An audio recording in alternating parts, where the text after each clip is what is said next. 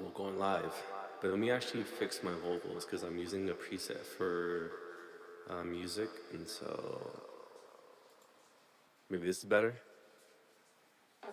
Yo, yeah, yeah, this is way better. But I'm curious. The auto tune isn't that bad, right?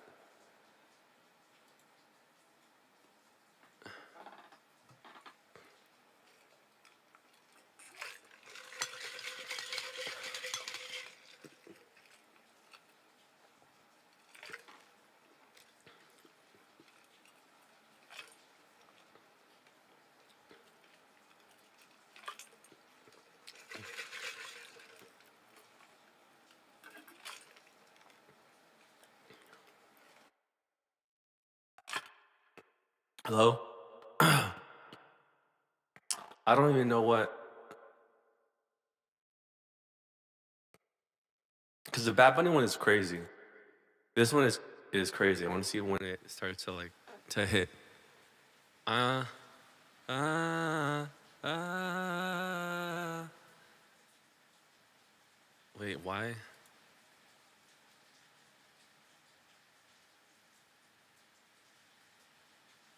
Uh,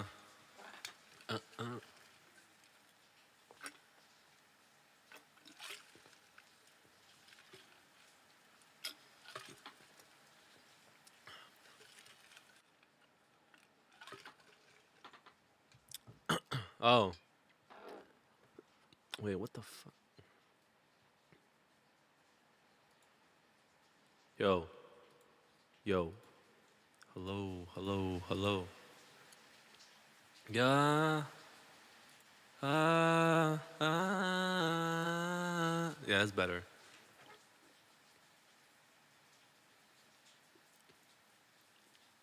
But low key, I kind of like the other one better for like for singing and stuff. The dry hip hop vocal.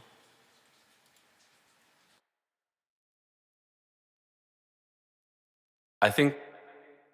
Oh, yeah, this is like a lot way more.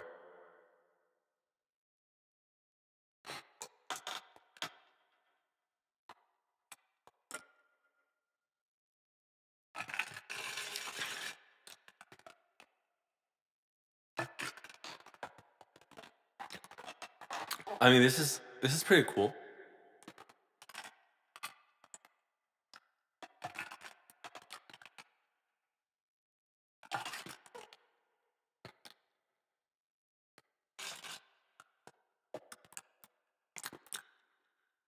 Check, check. Yeah, I think there's too much reverb. Hello, hello, hello. Yeah, I think that's probably that's this is good.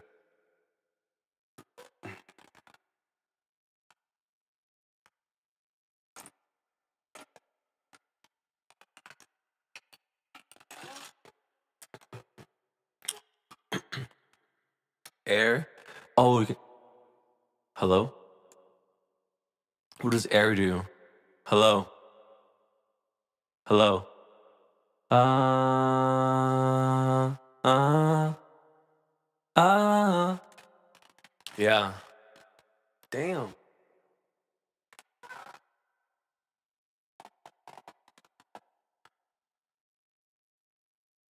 It's like a thunderstorm right now.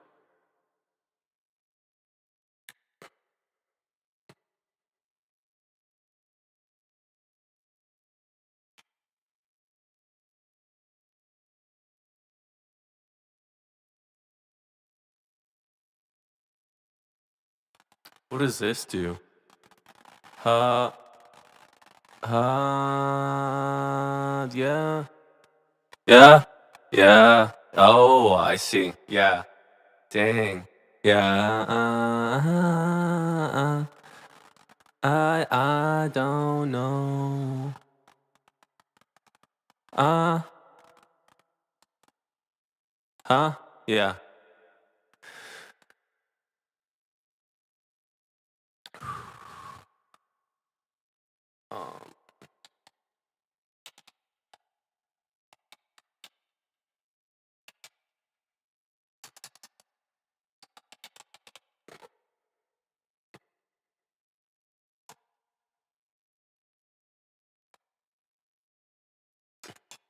That's pretty cool.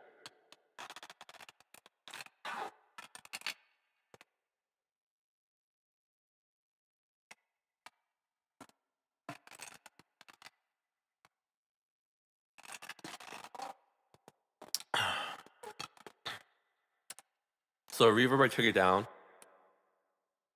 High pass, warmth. What does the warmth do if I do it all the way like this?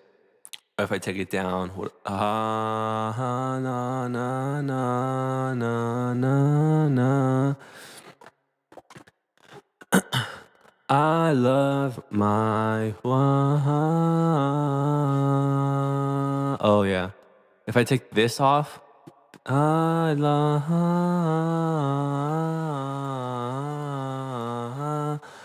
I love. For na na na na na na na na na na na na ah.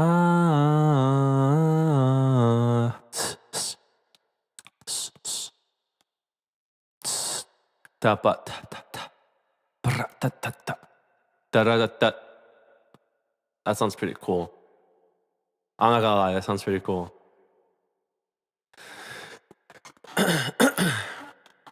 And it has pretty good compression too.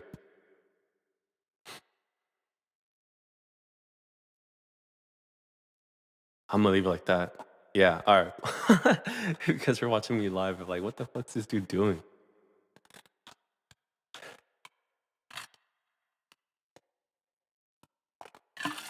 Alright, so let's I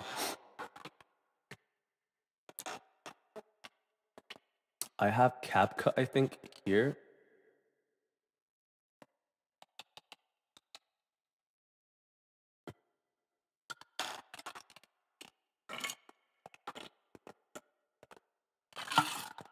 Uh, there's an update.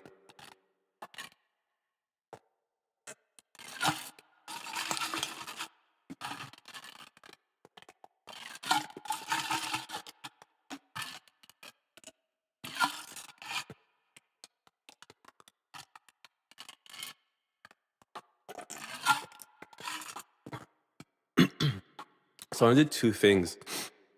I wanna damn, it feels like that's like uh, da, da, da, da, da, da. Yeah, it's like really boosted. Like really boosted. So I wanna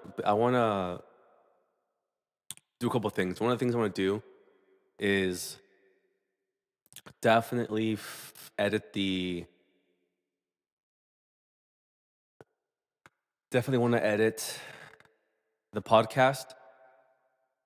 And the second thing is I want to upload it to Spotify and YouTube.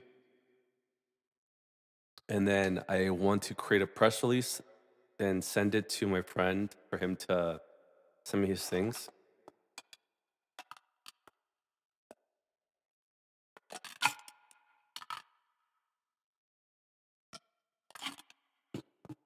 Wait, what?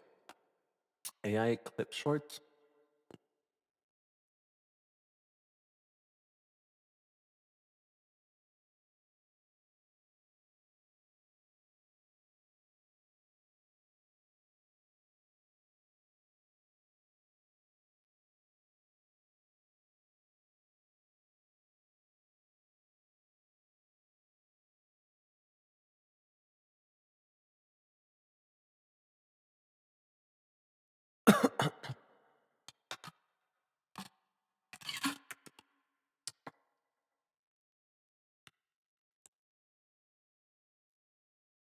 No way. No shot.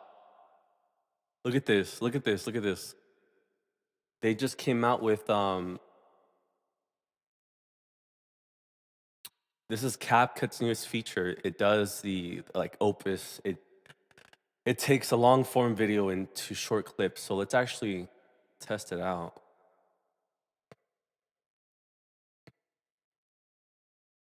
So if I go into here and actually let me go back.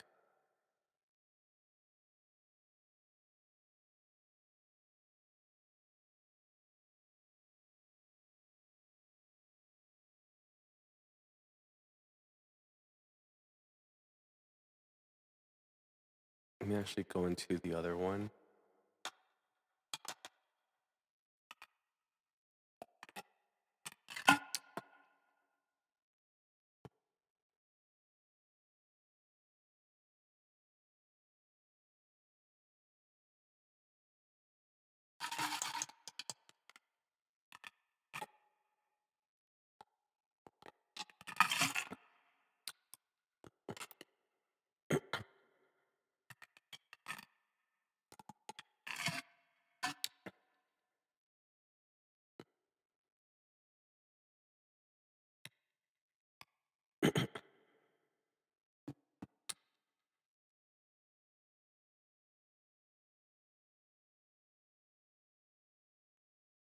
Review session.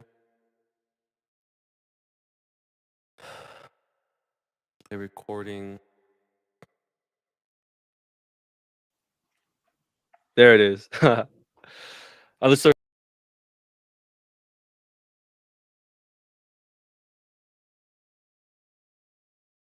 download recording. This will be crazy if it's able to do this.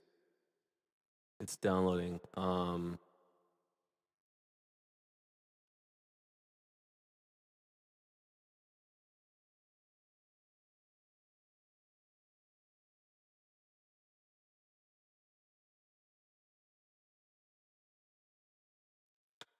Let's see how it does.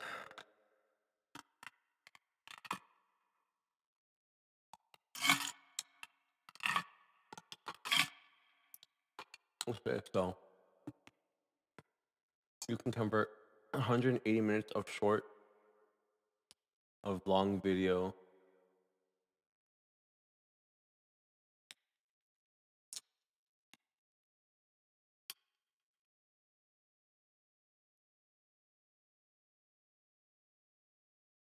Oh, every month. That's pretty cool. I mean, I only use.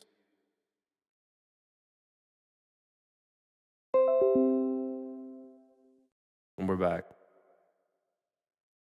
There needs to be one that can do like for streamers, because that doesn't exist right now.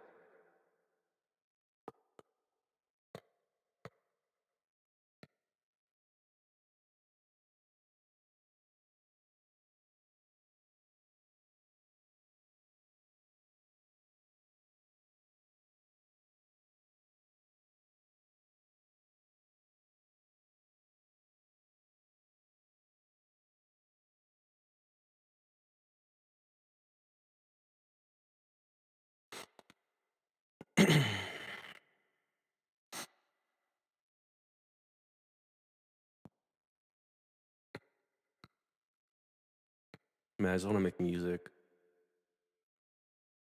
Do you know what I need? I need to go like. I need to go buy weed. There it goes. Okay, it's done. Let's upload this.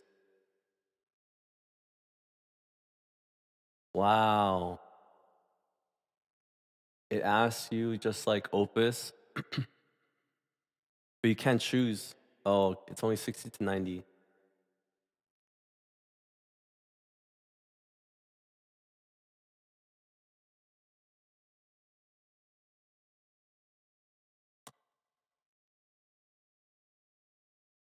Allow. This is kind of crazy.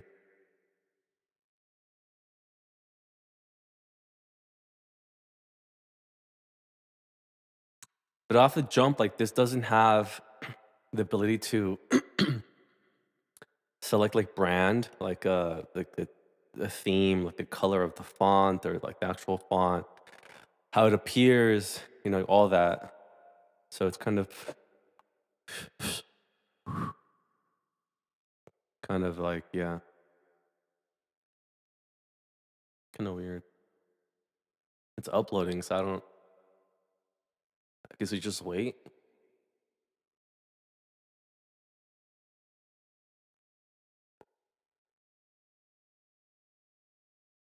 And while this is loading, since I already downloaded this, I don't need this anymore. No. Do I need Canva? No. Do I need DistroKid, no. There is something I wanted to do. I want to be better at writing music in Spanish. And so I want to start using AI to write lyrics, but the lyrics that it produces aren't the best. So what I want to do is I want to get a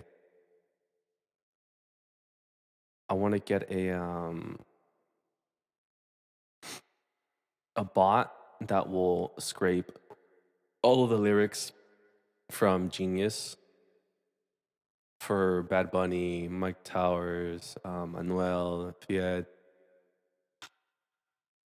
and any like reggaeton artist, even like El Alfa. Um, and I know I would like someone's video.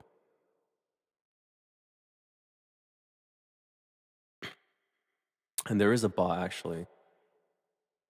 I just don't know where it was.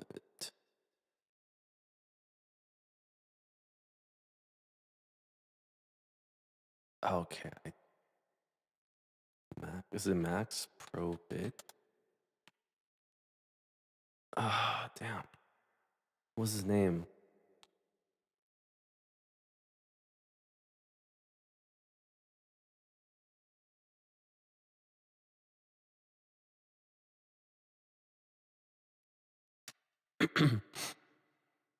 Oh, Matt.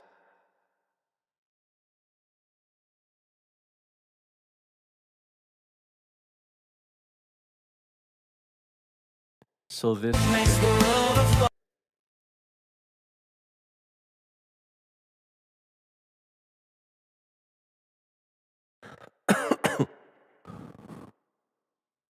maybe it's because oh, I think I know why.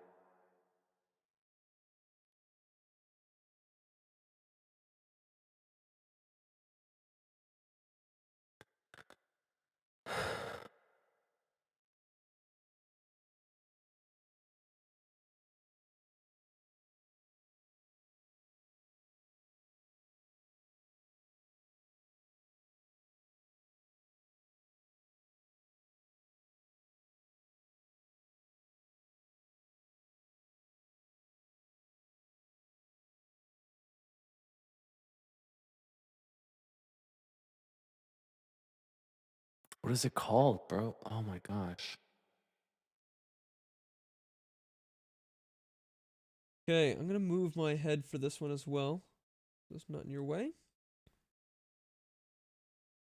Create 100 rows of fake data. Try Poly AI. Make it fix its login page. Yeah, I had issues with the login page as well. Again, if you guys do want to get access to this thing, you're going to have to go to their Discord server. And you'll have to ask for access. And let me pull it up. Their beta requests channel. So that's coming directly from a mod on the server. That's how you'll get access to this thing. It's called multi-on. There you go.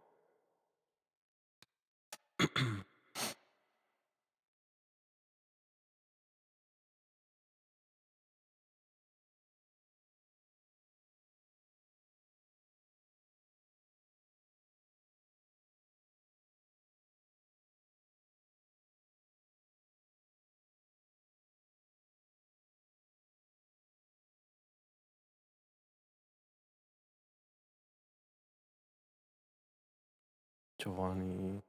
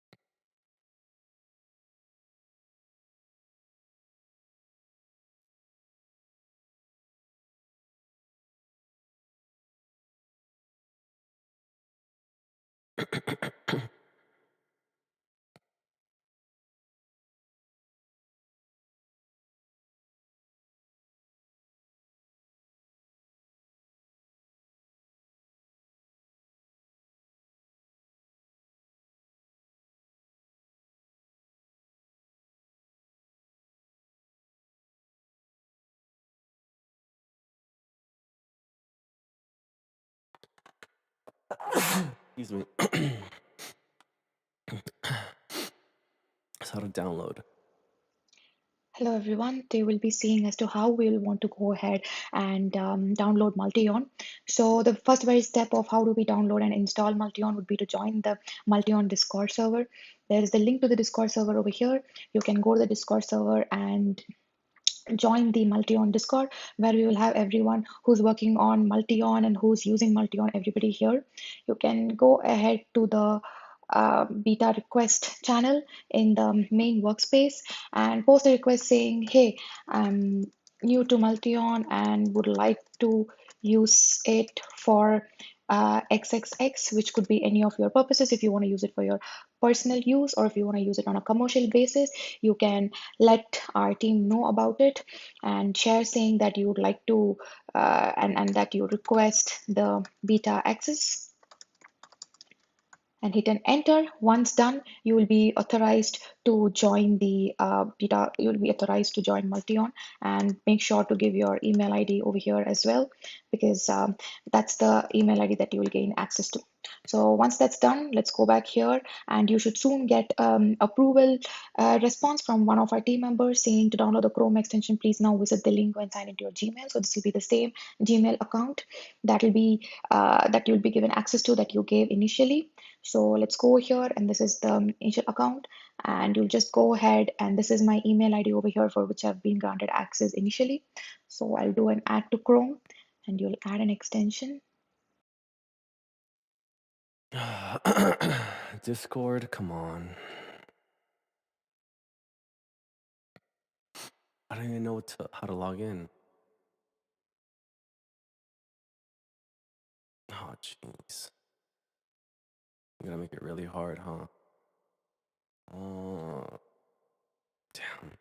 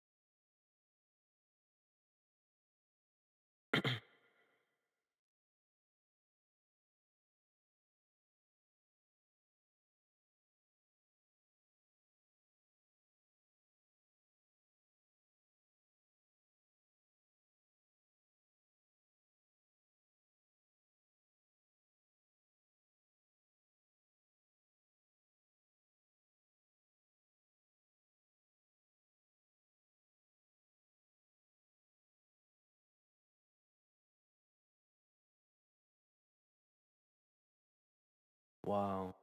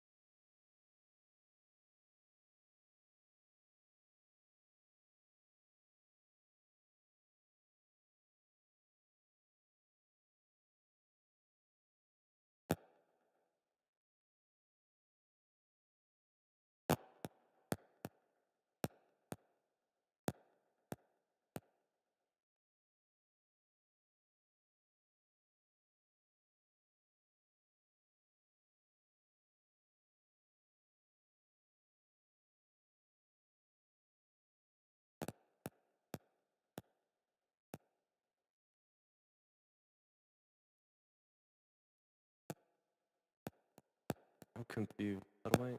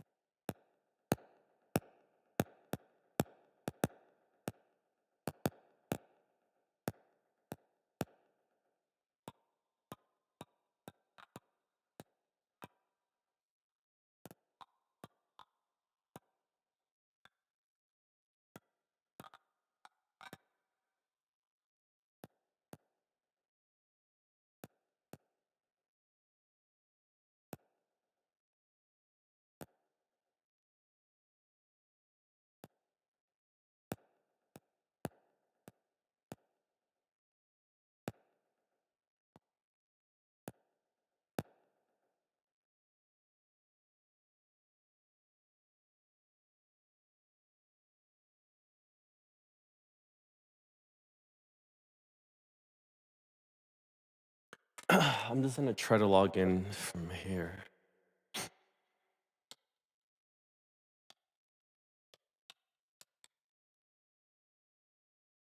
And oh, well, I have this. Hold on.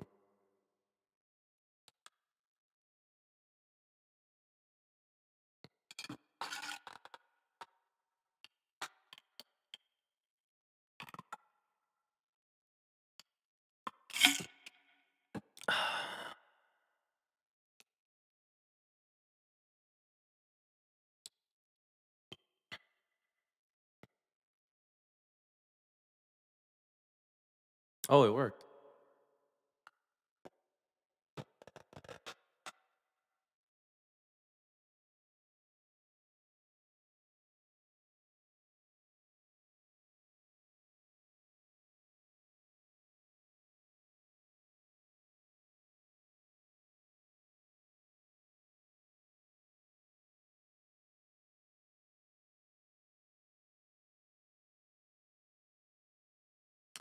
Okay, but like, how do I find people on Discord? I don't know how to Like work to Discord. use it for XXX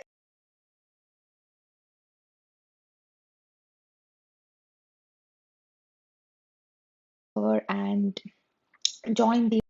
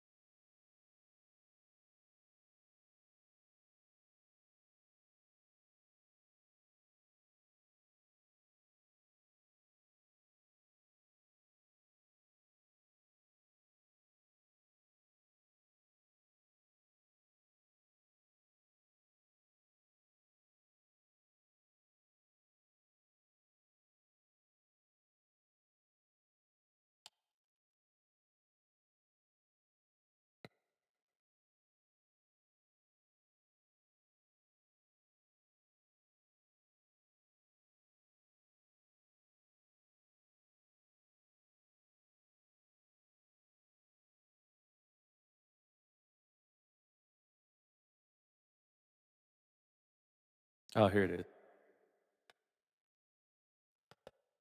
Nice.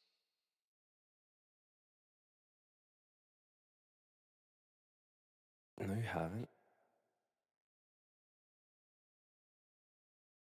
What?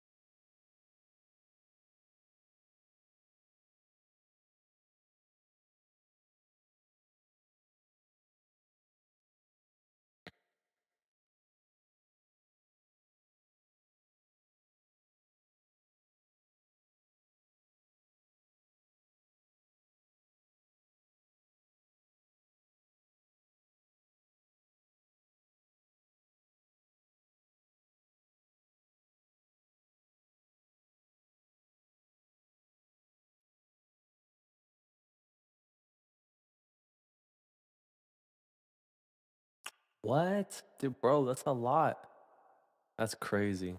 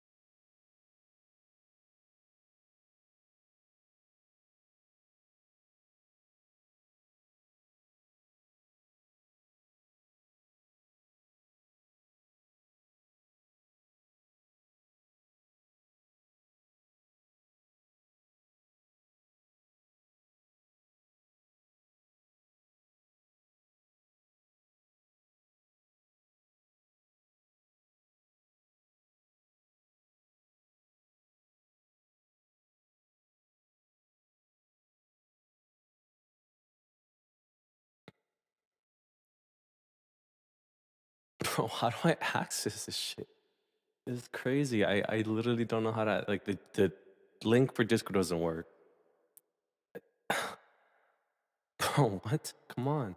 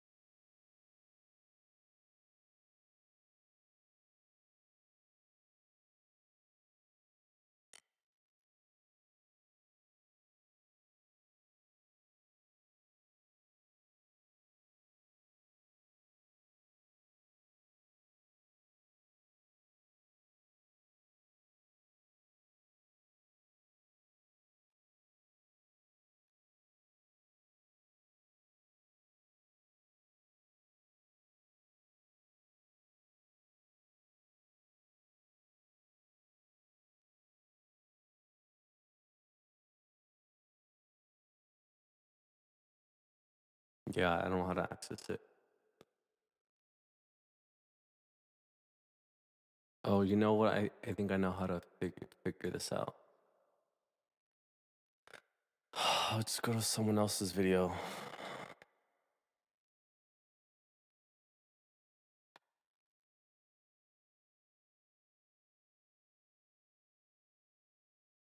This application is possibly one of the best next generation web AI agents, introducing Multion, where AI agents can take actions on the internet or on your behalf through the browser.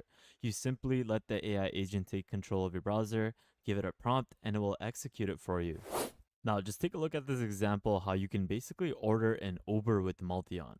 Call an Uber from home to office. I am navigating to the Uber website to book a ride from the user's home to their office. I am entering the user's home address in the pickup location field. I'm selecting the correct home address from the drop-down options and then entering the user's office address in the destination location field. I am selecting the correct office address from the drop-down options.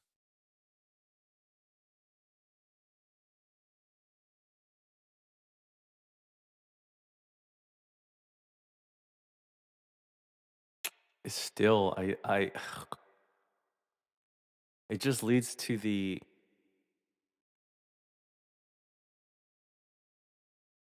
Multion is the Rabbit R1 killer that you can use for free right now. It's an AI agent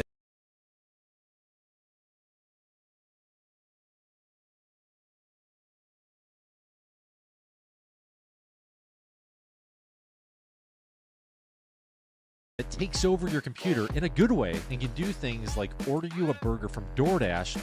Oh, it's ready. Look. Okay, let's see how this looks.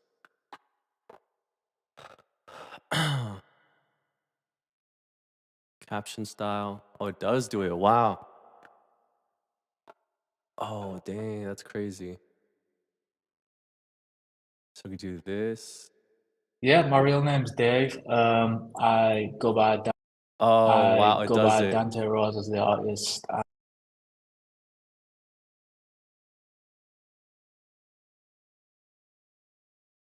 And I've been doing music for the last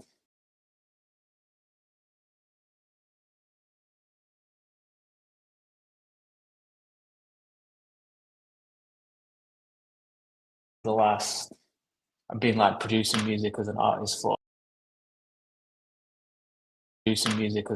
for maybe 20 years, but maybe 20 years, but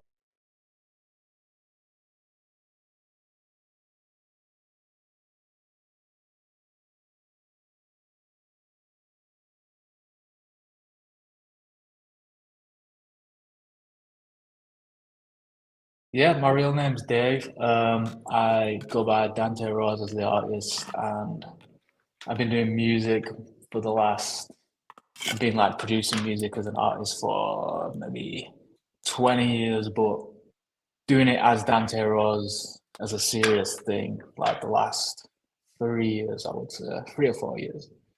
Mhm. Yeah. Interesting. And interesting. This is a funny little story. How did we first meet?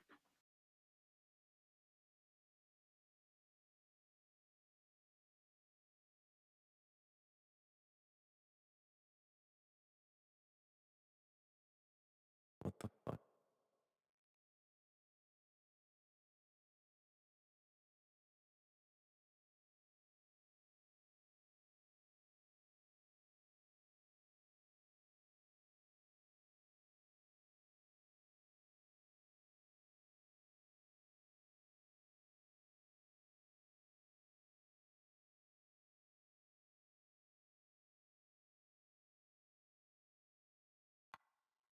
Yeah, my real name's Dave. I go by Dante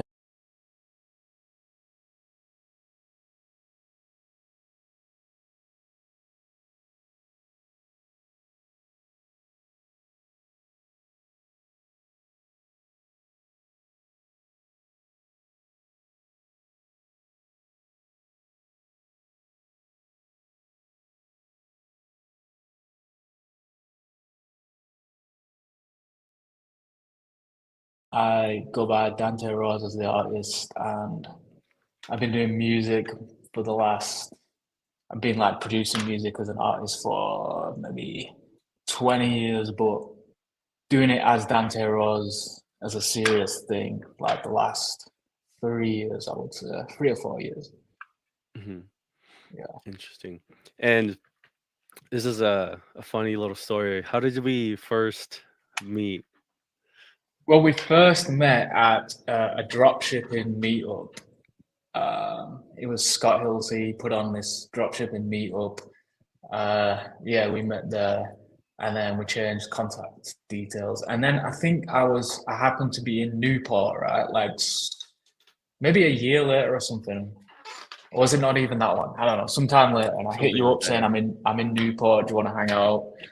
Um, yeah, and we linked up, and then shortly after we met,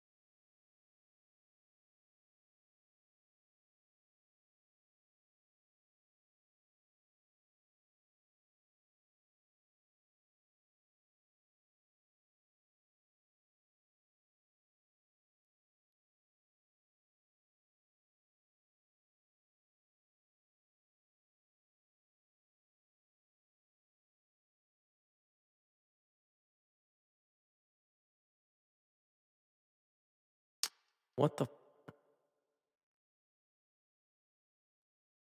I already have Pro.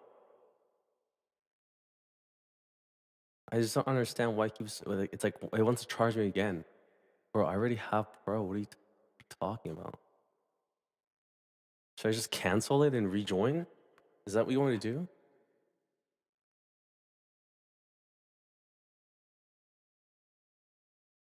yeah, my real name's Dave. I go by Dante Rose as the artist, and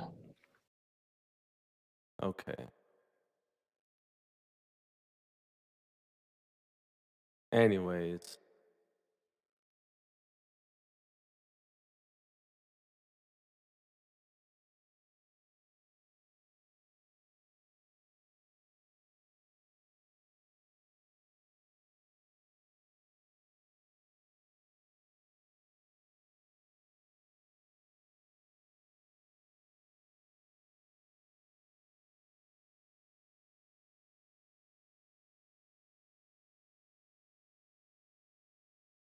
you know what? Here, I'm gonna cancel it because it's kind of pissing me off. I pay for it, but it's still like wanting me to.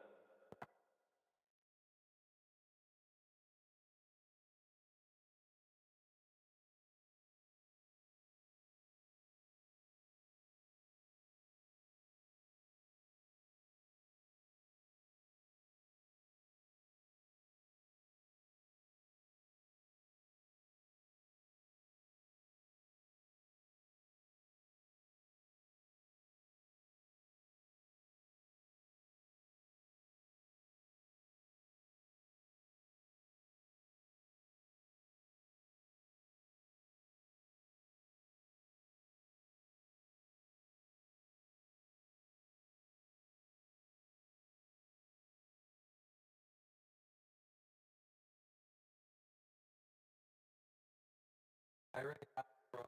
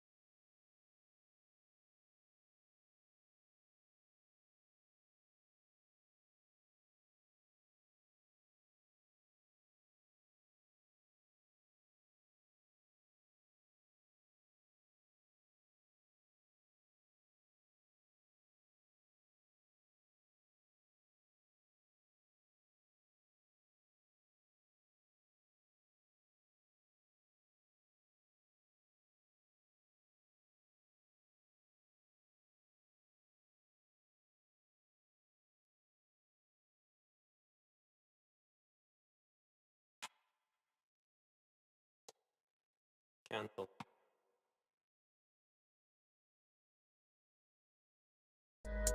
La noche oscura, mi alma suspira, distancia me mata, sin ti me sofoco, añoro tu toque íntimo en mi piel, el fuego se apaga, sin ti no me entrego.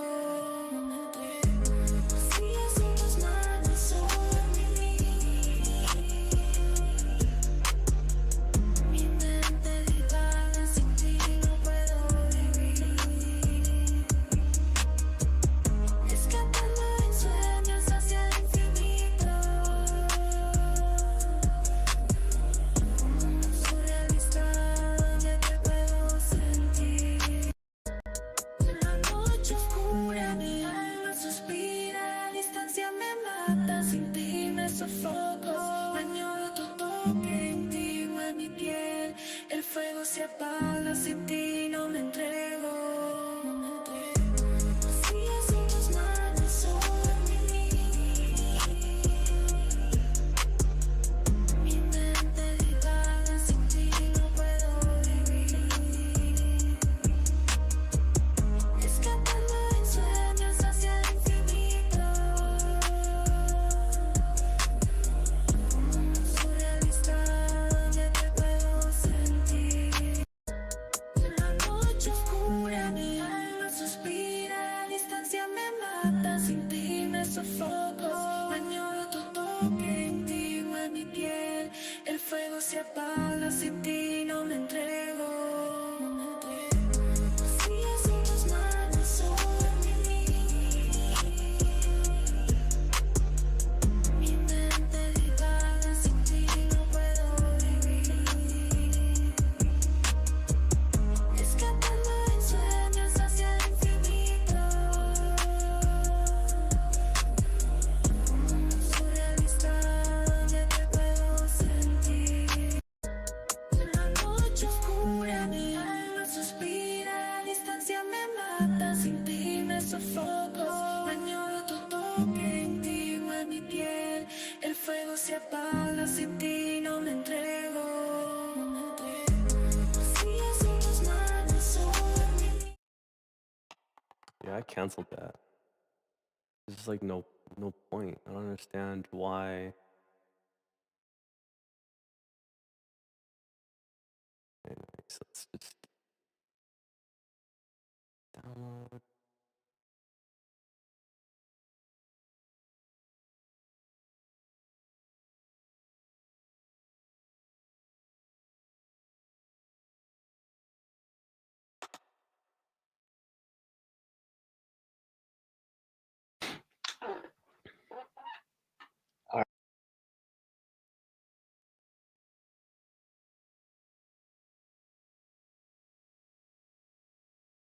All right. All right. Yeah. Got it. Perfect.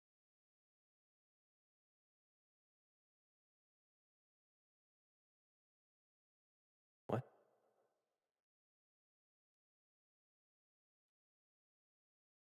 How do you cut on this thing?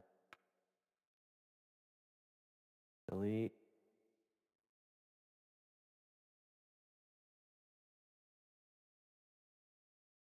What? What the hell? B. Back in it again for the second. We're back in it again for the second time. Back again. This time I can see you perfectly. You're not moving at 3 frames per second. However, my transcripts I think is transcribing in Chinese for some reason. Oh, really? Yeah. I think it thinks we're talking in Chinese. That's crazy. Oh, let me Is it fix because of my accent, or Probably, man. You're throwing it off. Well, where's this guy from? Okay, there it is. There, perfect. Okay, cool. Cool. So, well, I guess I'll have you introduce us this time. How did we? Well, first, who are you? Yeah. You know, obviously Dante Rose, but for those that don't know you, how would you kind of introduce yourself? Yeah, my real name's Dave. I go by Dante Rose as the artist, and I've been doing music for the last. I've been like producing music as an artist for maybe 20 years, but doing it as Dante Rose as a serious thing, like the last 3 years, I would say, 3 or 4 years. Hmm. Yeah. Interesting. And this is a funny little story. How did we first meet? Well, we first met at a dropshipping meetup. It was Scott Hilsey put on this dropshipping meetup. Yeah, we met there, and then we changed contact details. And then I happened to be in Newport, right? Like maybe a year later or something. Or was it not even that one? I don't know. Sometime later, and I hit Something you like up that. saying I'm in Newport. Do you want to hang out? Yeah, and we linked up, and then shortly after we met, some like frat boys came out of nowhere, and I think they knew you, right? Yeah. And they invited you to some party because there wasn't enough boys, so they needed some boys, which never happened. And these were young kids. How old were they? They're like 18, 19. Yeah. And I'm like, in my 30s. So he's like, all right, let's check this out. So we went to this frat party. I was just interested because, being in the UK, we didn't have that kind of shit. Yeah. So we went there, and I didn't feel welcome there at all. We was there for about 5 minutes, then we left pretty swiftly. But No, we it was got fun. kicked out. Oh, we got kicked out. Well, Oh, yeah, we got kicked. we got judged, right? They judged us. We They got were judged like, out. Yeah. that one girl, right? She came up to like that sorority girl came up to your girlfriend at the time and told her like, oh, I think there's like some kind of the mixer or like the work party you're looking for is like down the street, and we're like, oh damn. Yeah. Yeah, and we didn't want to go because they invited me, right? Because they're frat boys from UCI, and I'm from Long Beach, and so we know each other by association. I met a couple of them before, Yeah. but I looked at you guys and I was like, yeah, I think we might be a little too old for this kind of party. And they were like, no, just come. There's free beer, there's free alcohol. And I was like, I mean, all right. I think the girls didn't even want to go in. I think they didn't even come in right away. And I just walked in there because I was interested to check it out. And then you went straight to the fridge. And I was like in the middle of this room. I didn't know anybody. And they were all like stood around the edges. I was just right in the middle, like not knowing what to do with myself. Yeah, I mean, going for the fridge is pretty common. Yeah, Yeah. but that was funny, man. That was a crazy night because we just met up at randomly Newport, and then we ended up at a frat party at Yeah. UCI. Well, fun Yeah, times. that was So funny. yeah, Scott Hilsey is how we met. Did you just see his post on Instagram? I did, yeah. I wondered if we should talk about that. I don't know, but who is this controversy. Yusuf? What's happening? What is he up to? Called Junior, right? Some guy called Junior. I think from what I can see, Scott Hilsey has paid him for a service to get an Instagram account that isn't used, and this guy hasn't delivered it, and he's like holding his money or something like that. But yeah, man, I hope he doesn't get in any trouble. It's like it's good of him to, post about it and try and get his money back. But So it's not like a business partner that screwed him over. I think they've been on a podcast together. I don't know too much. I don't want to say too much. I know they've been on a podcast together. I remember his name. I don't know too much about it. But Yeah, that's unfortunate. some drama there. Yeah, dang. Well, I hope everything gets settled swiftly and Yeah, fairly. I hope so too. Yeah, it's interesting how we come from drop shipping, and you more so. I think last time we spoke it was at the frat party, like in person. Was the last time we spoke, and you were at this moment in time where you're going either to making music or continuing drop ship, but you didn't really know where, like, what side you were going to go on. And obviously now, on Spotify, multi-million streams. So obviously you went the music route, but can you like walk us through what you were going at that time and what were you doing before drop shipping, and what did you do? Like, how did you transition from drop shipping to music? Okay, so what I was doing before drop shipping, I mean, when I met you, I think you was like actively drop shipping, right?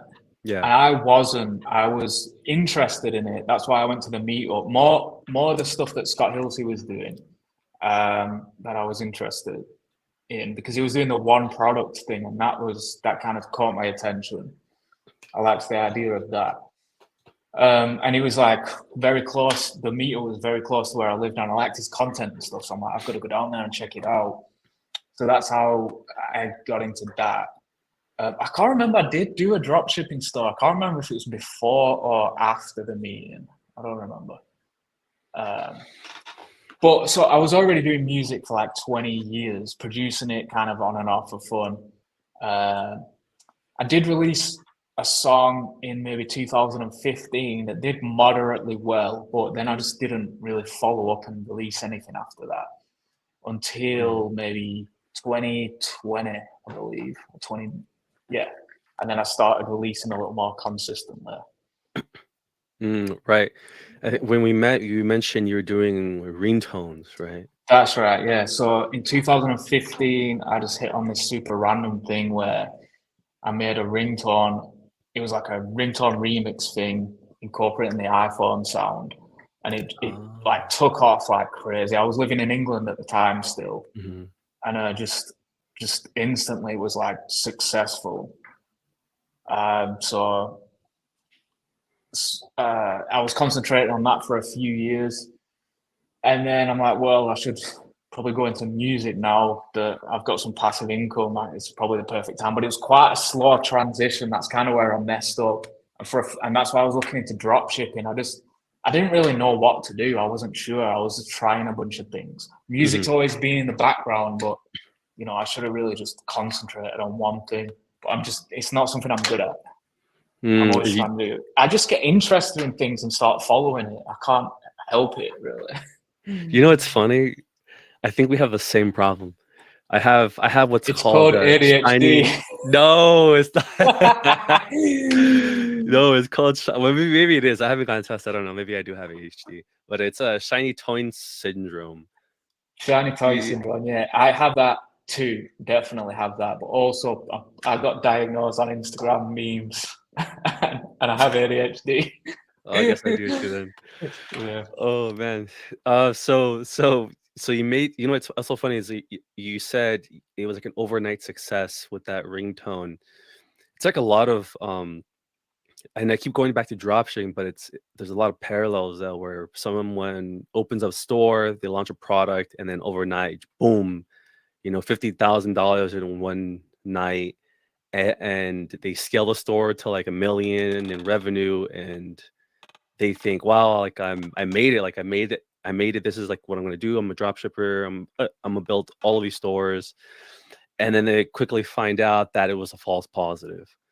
Did you ever have that kind of fear in the back of your mind, like maybe this one's ringtone was a false positive? I had the exact opposite problem. So I was making a lot of money, right? And I made a few more ringtones, and it was like so easy. I'm like, this is crazy, it's so easy. So I was just like, God, I'm set for life. I thought I was set for life. I didn't have to worry. And I moved to LA, just waxing all my money like left, right, and center. And then a few of the ringtones got removed because other people started just downloading my audio and re-uploading it, and also making money. Some people made their own versions of what I was doing, and that's cool. It was a lot of people were doing the same sort of stuff, but some people was ripping my exact audio. So iTunes, they just removed a ton of them, like half of them. And even though I did some of the original ones, they removed mine as well. So a lot of my revenue just disappeared like that. And then just naturally there was more competition, and it just started, like the sales started going downhill kind of. I still make some money, I still make a decent amount of money, not like it was, but like pretty much enough to get by while I concentrate on doing music. So I'm lucky like that. But it's even, 7 years later, I'm still making money from it. And where was this ringtone or this music? Because I know it wasn't on TikTok. 'Cause when we met, TikTok didn't exist at the time. It seems like so long ago, right? So was it another platform? You can buy it on iTunes. That's where I sell them. But I was using Facebook to promote it. Hmm. Yeah, but actually about TikTok, it did end up on TikTok but it was called Musically, and it took me a while to realize how it was like blowing up. I didn't know anything about Musically. I logged in there and people started sending links saying, "Oh, I found this on Musically." And I looked on there and there was tons of people like dancing and stuff to the ringtones that I created, and there was honestly, I don't know, 100 million views or something Oh, on across all these TikToks. It was huge. It was huge, man. damn. If Yeah. only you could have capitalized the way artists can today, that would have been crazy. I know I kind of missed out there, but the thing is, I didn't want to be like known for this ringtone thing because I'm trying to do music and be serious about that. It's like feels a little silly to be doing, these silly ringtone things. It was fun and people loved them. I did make a decent effort to make them sound cool, but Mhm. But I mean, attention's attention. So like, you could, as long as you have eyeballs on you and people know who you it's are, that you true. release I something. Yeah, it's true. I should have done that, but I like nobody. I was in a situation where I didn't want people to know who I was, but also I did want some recognition for it. But Uh-huh. afterwards, I'm like, God, I wish I'd have got some recognition as a person because it's quite a big thing that happened, and Yeah, most people just don't know who I am. yeah. But I've also, met people who knew the ringtones, like recently and stuff. And like, oh yeah, I know that ringtone. I'm like, yeah, it was me who did it. It's funny. It's kind of funny to say that. I probably have heard it somewhere before too. Just probably don't know it's you. Probably. It was big. It was big. Yeah. Wow. And also too, like at the time, I don't think a lot of the features that TikTok has for artists didn't exist back then in Musically. So No. you probably even couldn't have captured as much as you could now. Yeah, that's true. Yeah. And so so one of the reasons why I first I saw you on another podcast, and I knew you did dropshipping, but you also have other experience in marketing. And one of the things that I um, find interesting in this whole world of music and self-titled artist, or like what was the term? They're artists that don't have labels. Independent. Independent artists, is that there are a lot of parallels with product marketing, which is what I do. And so for product marketing, there's the whole concept of taking products or features to market. So you develop a go-to-market plan, and you think about all the different aspects like distribution, and there could be like events, conferences. There could be also working with like the product team and making sure that features are have a time that they're going to be released, and thinking about the strategy, like the content strategy as well. And when I started diving into music, I realized that art these artists, independent artists, basically do the same thing that product marketing does, but with songs. And if you consider a song a product or a feature, they have what it's called like a release strategy. And they think about the timing. Like if I'm going to release it on a Friday, I should have content, Monday through Friday. Who am I going to partner with, or collab with on content or on future music? And I just found it so interesting that there's so many parallels between product marketing and independent artists. And Yeah. and what is I guess what is how do you approach releasing songs? Do you go like the album route, or do you just release singles? Yeah. So far, just singles. I do want to make an album, but not because it's good for marketing. So they call it a singles economy. It's a big thing where people are like, it's way more efficient to release singles than albums, because just the way the algorithm works on Spotify.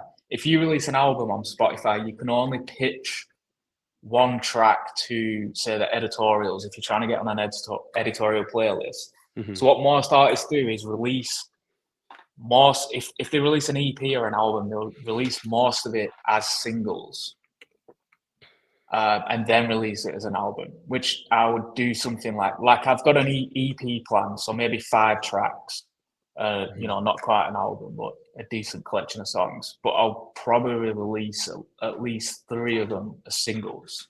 In fact, I sent one for release just yesterday. And this is a totally new, since we're on the subject, I'll just say this real quick. So you were talking about a release strategy, and this time I'm like, I'm just going to send it for immediate release, which means as soon as it's been reviewed, it's going to be live. And instead of doing this whole build up and stuff like that, I'm just going to be like, my song's out right now. And then I'm going to figure out how to promote it after it's out. Because you don't really have to make, you know, a ton of noise as soon as it's out. You know, if it's been released for a year, it doesn't really matter. You can still promote it afterwards.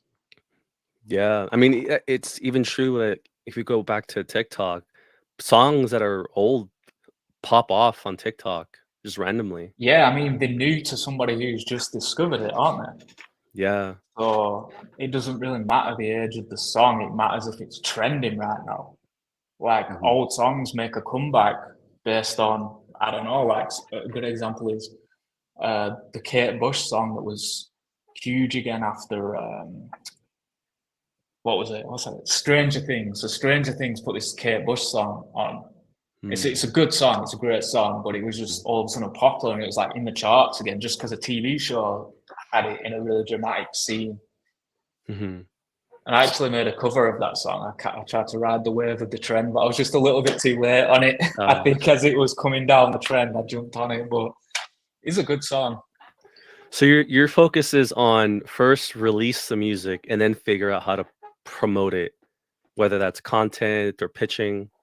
I wouldn't say generally that is. Just on this occasion, I feel like I haven't released the song for a long time. So I'm just like, I just want to get it out of my head. And I wanted it to be out in January, and I missed the month. So I'm just like, well, I'm just gonna send it and then figure out how to promote it later. Because I will still get streams without doing anything, just because I've built up, you know, some listeners on Spotify, and I've got a playlist. I can just stick it in there as soon as it's live.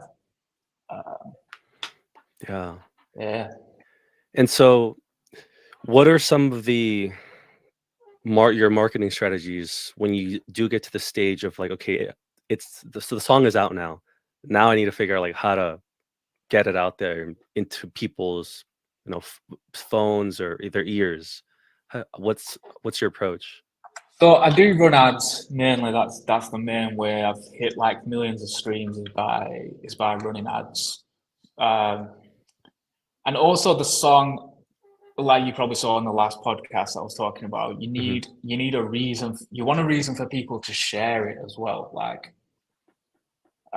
you don't want music to be kind of generic, because people aren't going to want to share it. You want something a little unique in there. So that's the first thing. And then actually promoting it, you want a strong visual to get people's attention. That could be anything really. Like in my case, I'm doing graphics and kind of animated graphics, which works for me. But if you want to if you like do your own vocals, for example, you could probably sing on camera or something. That could work. So yeah, something to catch the attention is very important. Like I don't care too much about the copy. Like I know that's a big thing in probably what you do, the body copy. Right. But yeah. I don't really care about that. I don't think it matters when you're promoting music. I just say, go listen to my song, that's it. Actually, something I do, I haven't tested whether it makes a difference, but so some of my music is drum and bass, right? And I will put drum and bass heads, check this song out, because you're kind of talking more specifically to that person. You know, they'll be like, oh, that's me. And then maybe they'll be more inclined to check it out. Interesting. A lot of similarities from the courses from dropshipping there. Yeah. It's very interesting. And for me, I would, and some of the songs that I have, I just the courses from dropshipping there. Yeah. It's very interesting. And for me, it's very interesting. And for me, I would, and some of the songs that I have, I just have videos of like what actually happened. For me,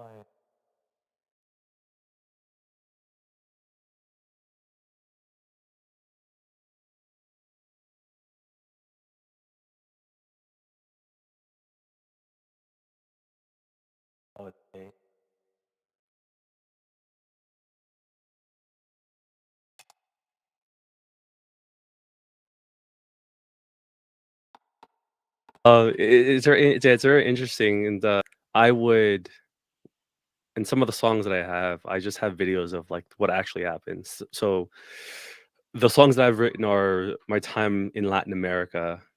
And so like what I say in Spanish is si lo escribí es porque lo viví. It means if I write it, it's because I lived it.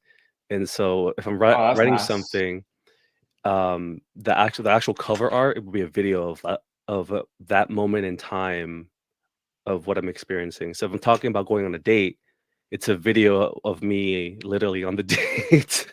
No way. That's cool. That's cool. Might be illegal. It's yeah, But you get the permission, man. well, some of them I don't even have contact with anymore, right? And it's like Bad Bunny got sued for using Yeah, I was just his gonna say that. I heard yeah. about that. So I'm just hoping I don't get too famous or too popular, so I don't get sued.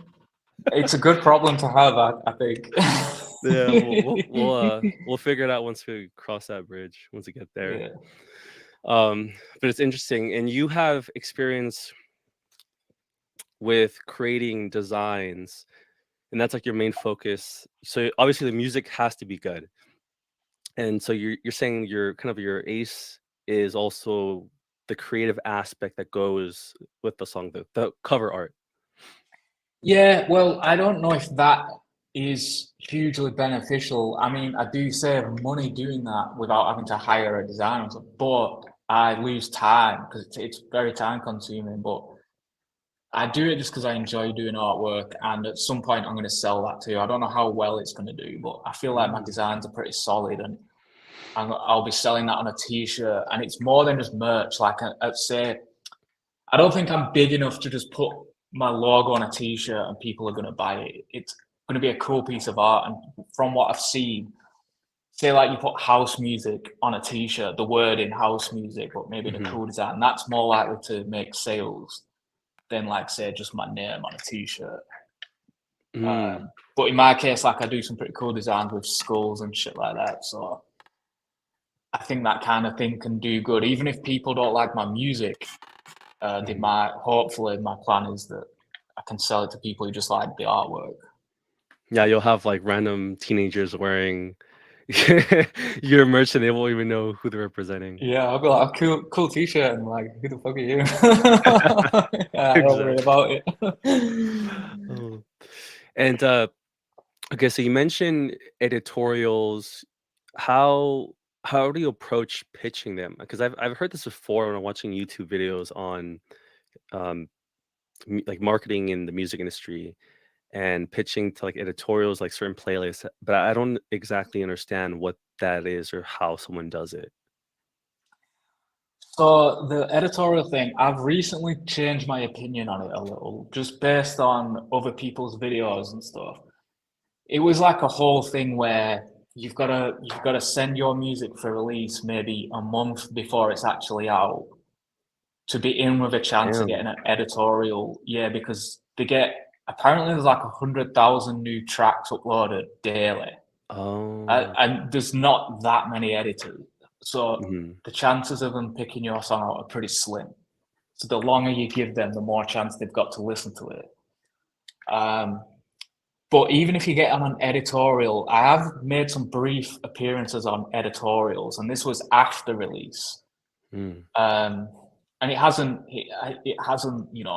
gotten that many streams. But if they put you on an editorial from the beginning, it will get more streams, but it's pretty difficult because it's like a lottery. It's like they've got 100,000 songs to choose from on a daily basis. Damn. So and then it's even people who've got tons of streams. They say like it only accounts for like 5% of their streams, which it would be good if you get on it, but I don't want to worry about that. Really, Yeah. editorial. It'd be nice to get on there, but it's not a big deal. I don't think. So this is where running ads is really like your bread and butter where your views come from. Yeah. And how do you go about like doing the ads? Is the basic, creative and you're targeting, and then you just run the ad? How do you do it? Yeah, so just going back to the playlist, the playlist you do want to concentrate on is the algorithmic playlist. There's not much you can do to influence it, other than, in my opinion, there's no data to back it up. If you keep sending traffic to Spotify, I feel like they will reward you by opening up the algorithms for you. And it seems like if you can get, say, 100 streams per day, which is not, when you're first starting out, it's not that easy, but also it's not that difficult. So if you can do that, I think you will get on Discover Weekly, which is a Spotify algorithmic playlist where every Monday they'll get a bunch of new music and you can get really big spikes of streams. You can go from like a few hundred streams a day to thousands of streams. And then once you're in Discover Weekly, they'll keep re-adding it. So every maybe once a month, you'll get a big bump in streams just from the algorithm. So basically, you're running ads to trigger an algorithm. You might only get 100 streams directly from your ad, a day. But the back end is the algorithm. And actually, sorry, there's one more. There's the users playlist. So the users will save your music if they like it. And a lot of my streams just come from, it might be the majority of my streams come from people re-listening to the music that they've saved. On certain songs, definitely, but not all of them. Some songs, yeah. Most of the streams are coming from, they've just saved it to their own playlist. Do you get that information in the back end of Spotify of people that have saved your song? Yeah. Oh, interesting. I don't. Yeah, and the best way. I can show you. The best way to track it is through your own playlist, right? So you'll make a playlist and put all your music on your own playlist, and then that's the best way to see if people are clicking through your ad and listening to your music from that playlist, from the data from that playlist. You know what I mean? Yeah. Oh, okay. I see. So you make your own playlist, you add all of your songs, and then also maybe some other songs that sound like you or your genre or your style of music, and then you run that playlist that's on Spotify as an ad. Yeah. So I personally just have my own music on there just because I've got just enough songs to give someone a decent listen without having to put other people's music on there, which isn't a bad thing. You can do that too. It might even be better. I've just not tried that yet. Okay, so the ad starts on Facebook or Instagram and people click off of the platform and then they go to the Spotify playlist. So there's a middle landing page that I like to use. A company called Hyped It, where the interview I just did the other day. That was with Hyped It. Yeah, I've used it for years. It's great. And So that's like a landing page that will give you links to say YouTube, Spotify, Apple Music. So most of the time I do have an Apple Music link in there as well. But the majority will go to Spotify. So, and then you can also put your pixel in the landing page, and you can, see you can get data of who's clicking on the Spotify button, and it's a filter as well. So some people will go onto the landing page, and from there they might not even click through again. And then if you keep running the Facebook ad, it's going to find more people who will click through. So it's better to do that than just run an ad directly to Spotify, because you get another layer of data as well. Yeah. And you'll get more concentrated listeners.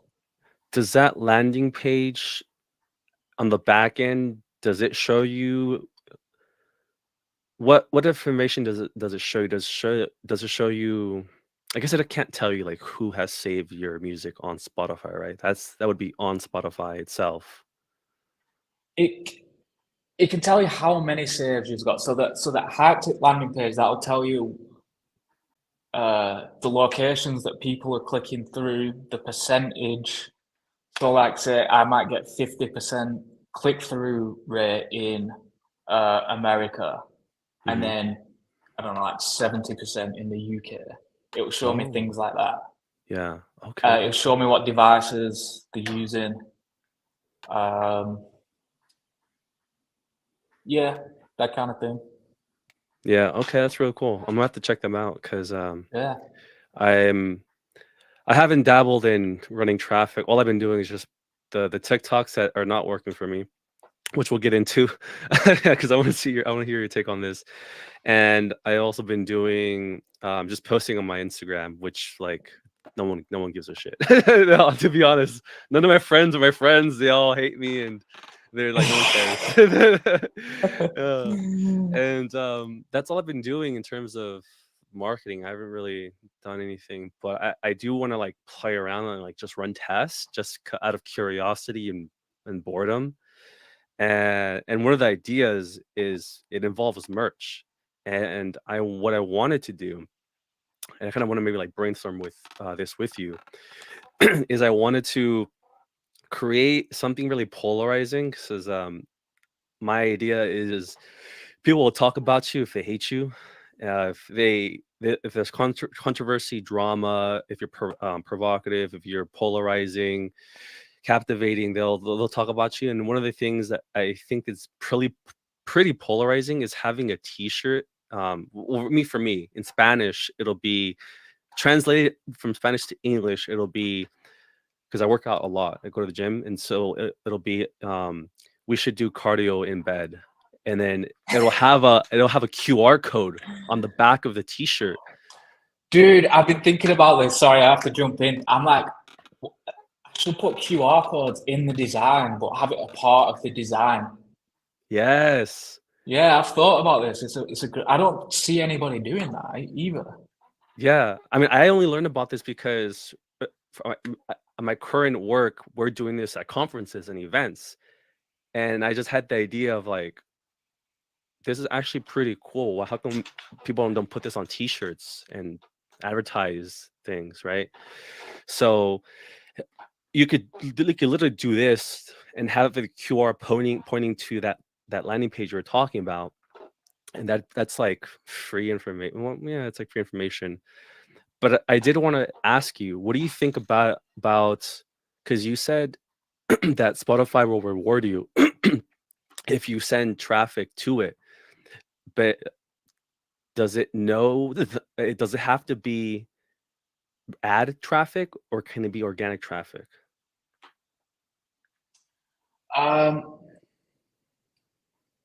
Sorry, repeat.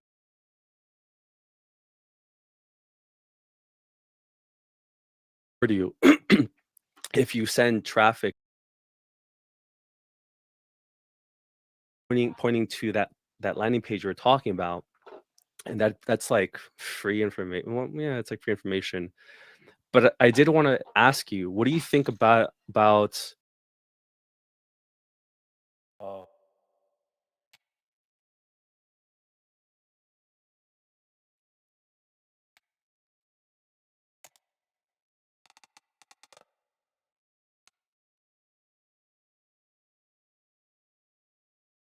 because you said that Spotify will reward you if you send traffic to it, but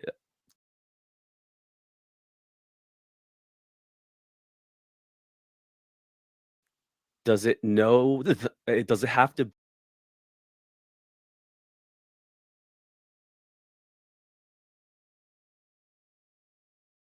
Does it have to be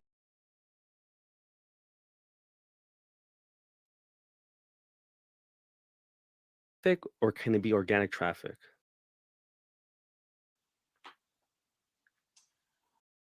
Um, Sorry, repeat that. I zoned out a little bit. I was Does thinking of it? something with the t-shirt and I zoned out. Sorry, You're bro. thinking of the Say it again. design. I was designing in my head. Sorry. Does so you mentioned that in Spotify it'll reward you if you bring traffic to Spotify.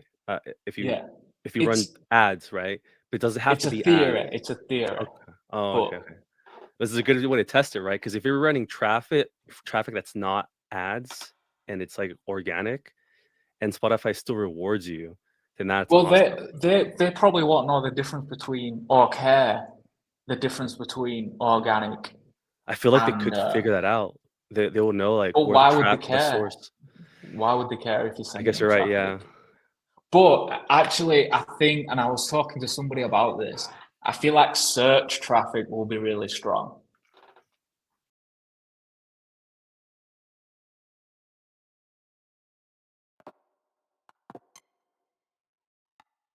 Because that's kind of, Mm. if someone finds music on TikTok, they're not going to be clicking links, they're going to be searching, aren't they?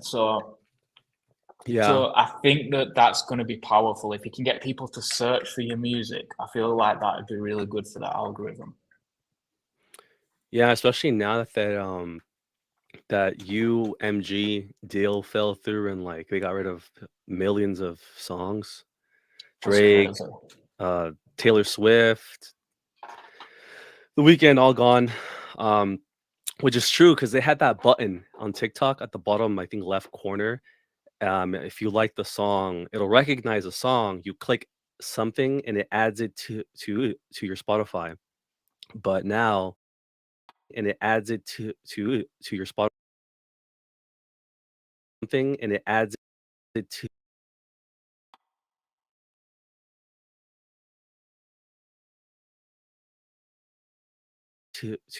your Spotify to your.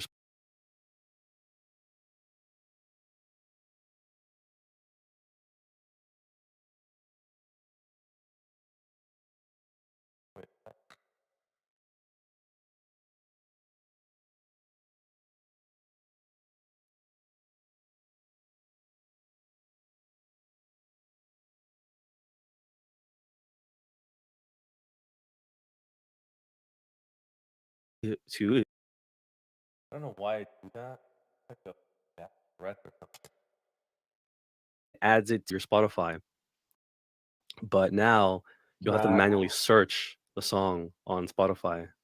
That must have been a relatively new feature because I did kind of dabble with TikTok and then I think I just forgot about it and didn't really use it because I couldn't get any results. I think with TikTok, you've got to be like really consistent, haven't you? And you like to get any decent What the traction. Yeah, the content is really But important on so what TikTok. will happen? So say somebody's put a TikTok up, right, and they've like Mhm. danced to a weekend song. Is it just going to be them dancing with no audio? I think so. Oh, that's crazy. That's funny. People literally were making TikToks saying like announcing the news. Like, did you hear the deal fell through? I'm gonna test it. I'm gonna put the weekend song on this video. So if you come back a week later, and I'm just muted, you know that the deal fell through. Yeah, it's gone bye, Wow. but it's a good thing in a way because it gives a spotlight and attention to smaller artists. That's true. That's very true. Yeah. Yeah. And so I don't know if you talked about this already, but content strategy, TikTok. How What's your content strategy like? I don't do content yet, but I know I need to do it to reach the next level from what I'm learning. Plus, it's free, like you don't have to pay. I don't mind spending money on ads because generally I get a return. Mm-hmm. But you can blow up quicker and just have a more personal connection with people if you're doing content and stuff. So that's definitely my plan. But for me, it'd be more like production based, showing like techniques, tutorials, that kind of thing. I reckon that's what I'll be doing. Because I spend just all my days creating, and I realize nobody ever sees it or hears it. I release like one song every few months. So I'm gonna start releasing more regularly. But I'm like, I should really be getting something more out of the time that I'm spending. Like just film what I'm doing. So that'd just be easy content. I think Ty Lopez said, "Get paid for what." Not that it's what I'm trying to get paid for, but he says get paid for what you already do on a daily basis. So in my case, you might end up making money in some way by posting the content, what you're doing, but at least get something out of it instead of just creating stuff and not getting something out of it. Yeah, that's like the dream. I think it's kind of hard to operationalize that in a way because there is a barrier to entry, like right, like if what you do is you go to the gym every day, like I mean, I guess you could set up a tripod, you could be that person, but I would personally just want someone to follow me around and like record me, kind of like Gary Vee. In that sense, there's like a barrier to entry where you have to hire someone full time. Well, Can't what really else you do speak. the product I'm like marketing, right? I mean stuttering. that. I'm like stuttering. It's not that hard to speak. I don't know what the fuck. It's like it's definitely like a neural, like a brain thing. I'm having like a hemorrhage during the interview. Also looking at That's going to be interesting to somebody if you show some of that. If you're allowed to, I don't know. Do you work for a company or? Yeah, I do. Okay. So that's something though where I have to be careful. I can't record like meetings or any sensitive information. So Yeah. it'll have to be like this, where the camera's just on me and I'm just typing. But that's something I do want to do. I do want to dabble in going live. I think there's a lot of hidden, well, not hidden. I think there's a lot of potential in going live on LinkedIn. Yeah, I'm like stuttering. It's like sad to watch. I know a lot of people go live on YouTube or like TikTok, but I don't see a lot of work. This is what happens when you abuse alcohol for like 20 years. Working professionals going live on LinkedIn and just I didn't know you could do that on LinkedIn. That's crazy. yeah, you could go live. You can go live as an individual or a company account. And I mean, no one is going live and just documenting their day to day, working on at a 9 to 5. I mean, there's people on TikTok literally going live on TikTok, uh, uh, recording their 9 to 5, working at an Amazon warehouse, just packaging things, right? So it's like, No way. I swear, yeah. And it's pretty entertaining to watch. I'm not gonna lie. I've spent a couple of minutes in there like, dang, that's crazy. They move fast, dude. They're like on it. Like, I got a lot of respect for those people. They work hard and fast. And the comments will be like, yo, why is that package late? Hurry up, chop chop. It's like making fun of the workers, and yeah, they're making money, like recording, literally working a 9 to 5. So it's like if they could do it, I'm sure Yeah, anyone can do exactly. it. I mean, in my case, I would be making music, which I thought I want to do on Twitch or something. Yeah, just record myself making a beat or remixing something. And then not only that, after you've done that, you can edit it down and then make it a YouTube video, right? And then edit it down even further and make a TikTok out of it. Yeah, exactly. That's literally like the constant strategy, right? Like start with like documenting what Gary Vee says, documenting what you're doing with like a live stream, so you capture everything, and then make that video on YouTube. And like we said, making like shorts or reels, and that's really how you stay relevant. I think now in today's economy, it's attention economy. Is you stay relevant by like what reels or shorts or TikToks go viral. What appears on people's For You page. Yeah. Yeah. Well, did you know that? I think we're going to get into AI stuff, right? But do you know that you can make an avatar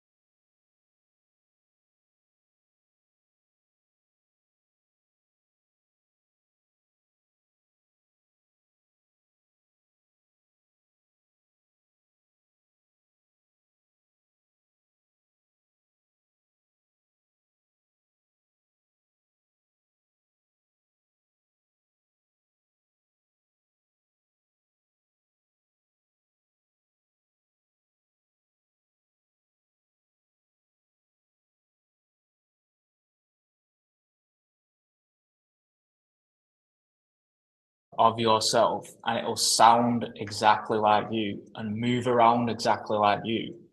And I tell you now, that is going to be the future of content. It's going to be people making an avatar of themselves. They're going to use ChatGPT, say, make a video of me dancing and make it say this and that.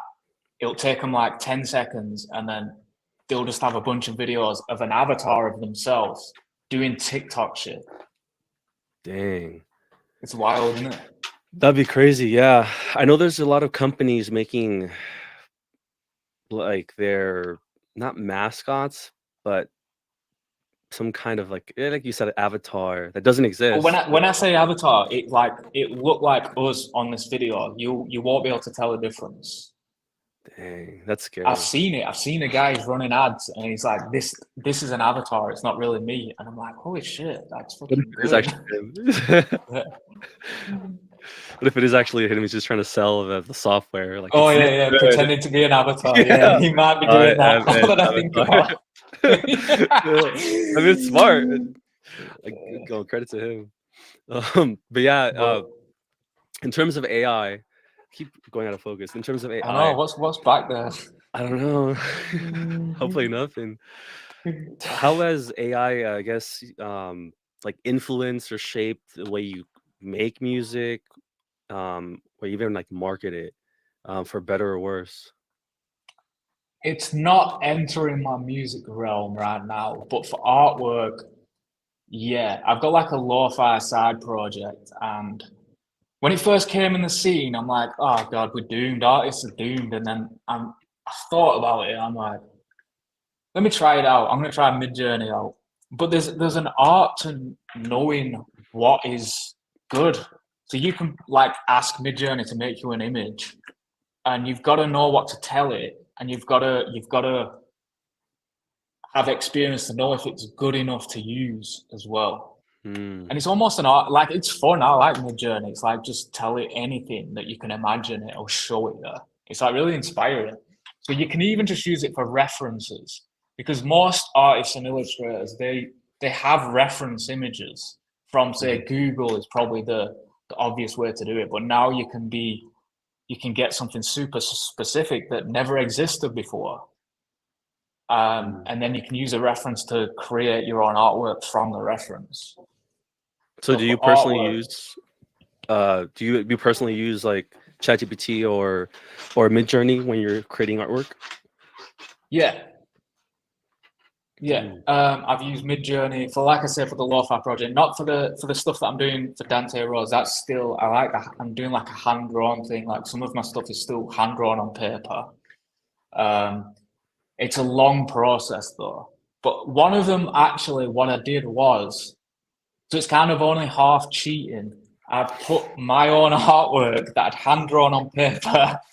I uploaded that to Midjourney, and I basically said, make a new version of this. So it was a raven, right, for my artwork. I hand drew it, give it to Midjourney. I said, make an owl, but that looks like my artwork. And it did, and it was really good. And I still spent a good few hours editing it so it definitely looked like my artwork. But it saved me a few hours to just have a base to work with. Dang, that's crazy. And I've already I've sold a couple of hoodies with the owl on it already. Oh shoot! Shout out to the boys who bought my Midjourney. hoodies, by the way. Yeah, and I checked out the store. It's a Shopify store, or is it a Spotify store? So it is a Shopify store, but the store isn't live yet. But it's linked to my Spotify. Just a few products are on my Spotify. So if you go on my Spotify, you can see my merch on there. And you're Spotify. technically checking out with Shopify, but it's just linked on the back end. I see. Yeah. I mean, it'll be fun for you, right? Because you've dabbled with Shopify. Oh my god, it's confusing. Such similar names. I know, we're so similar. Spotify, Shopify, but you've dabbled with Shopify. Yeah, I've got a really nice looking store. I'm just I'm still working on it. There's a lot of products that I should probably just launch it how it is, to be fair. But yeah, there's just a few things I want to fix up before making the store live. So yeah, I have experience with Shopify already, like you say, with the drop shipping and stuff.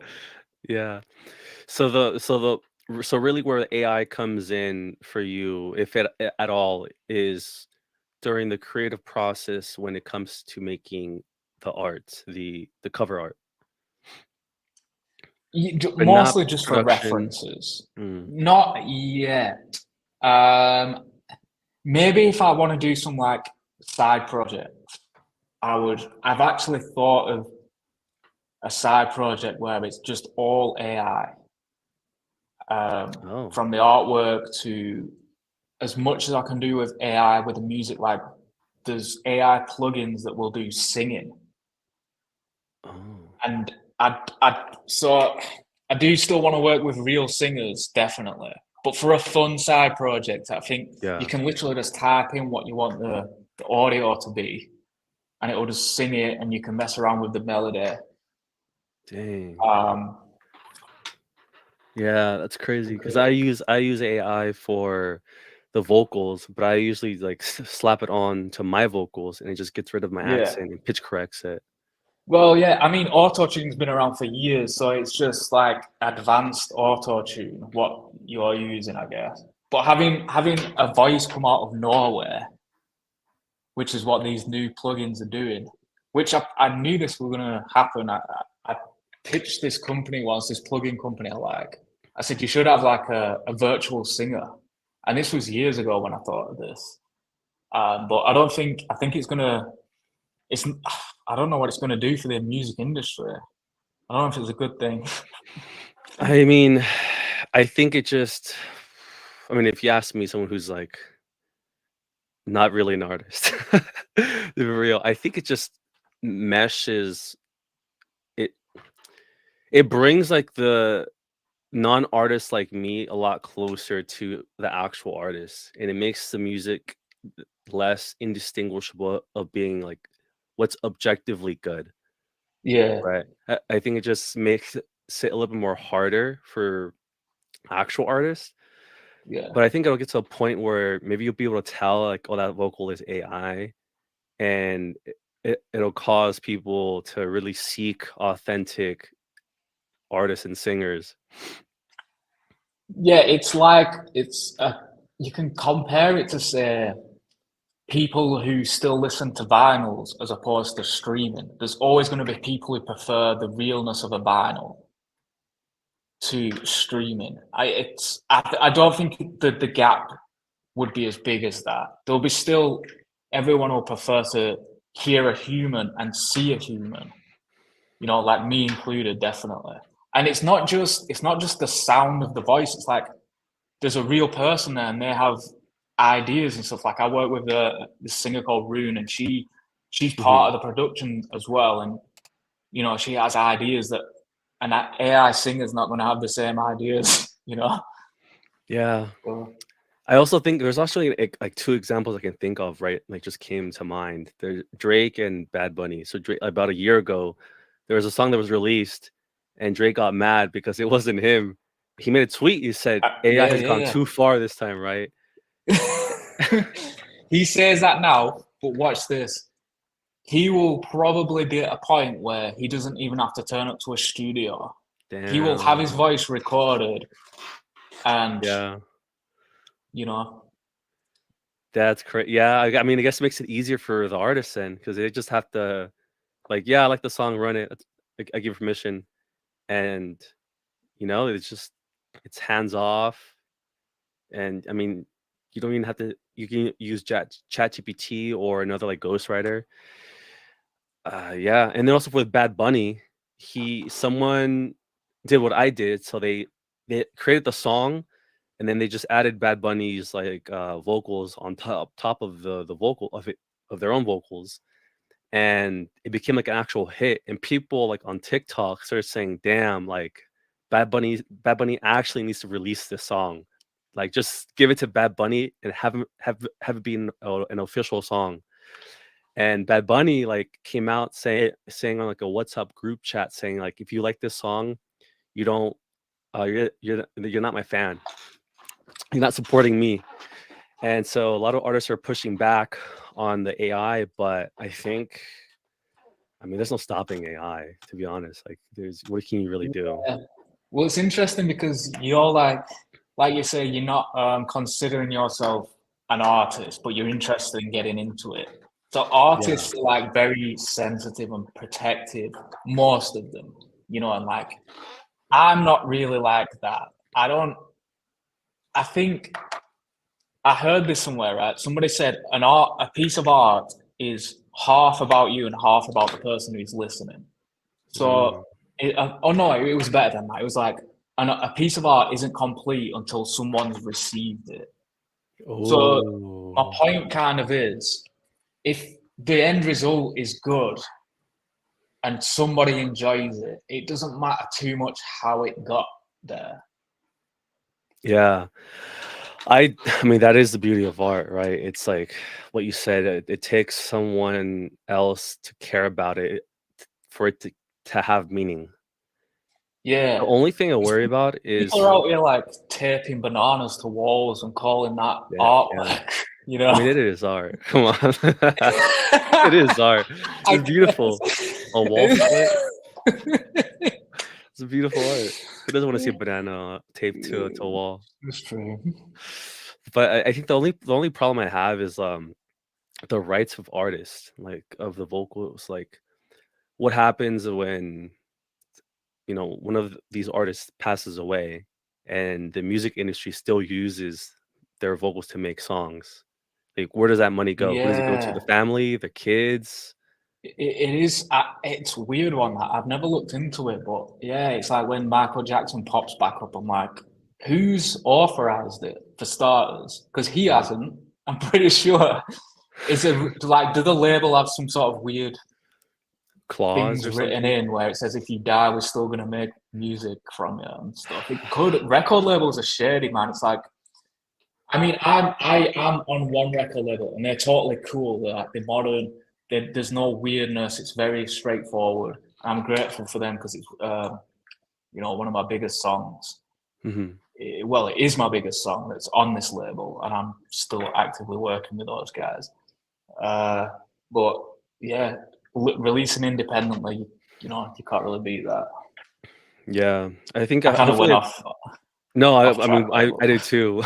This whole but conversation is like off, but just to put like a pin on it is I think that that these like AI vocals, the data sets that people are using should be considered intellectual property of the actual artist, so that they have full rights to their own vocals, no matter where it is, who uses it, what software, where it's used to like transform art, and it should be considered intellectual property so that they can receive like monetary gains. I don't know what it's called in the music industry, but receive that money.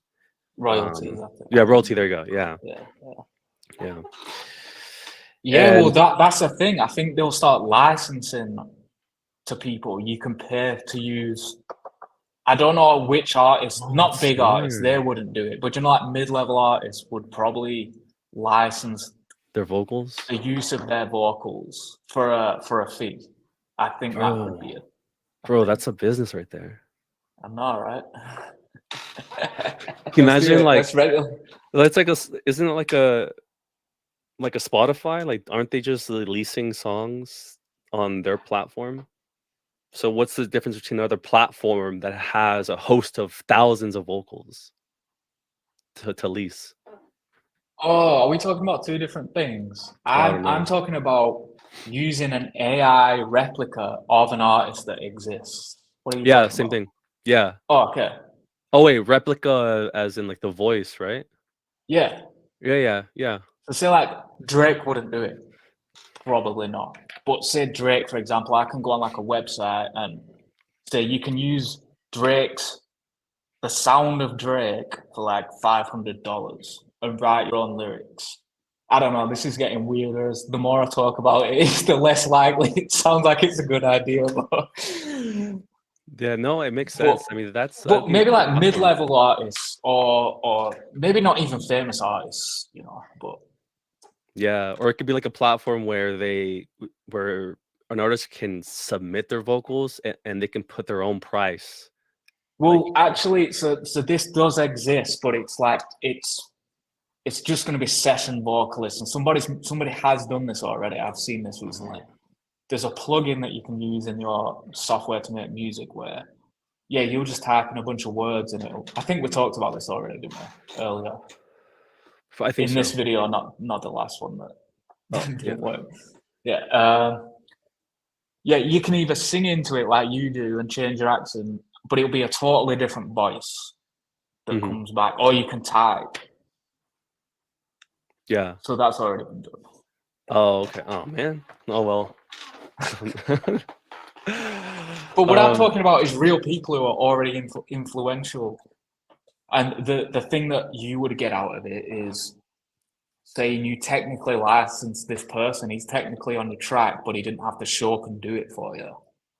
So that's where they would win, because they wouldn't have to do anything, because the software, you would already be able to use their voice without them actually having to turn up and sing for you. Yeah. I mean, I'm talking about like a data set. So like the way it works is you need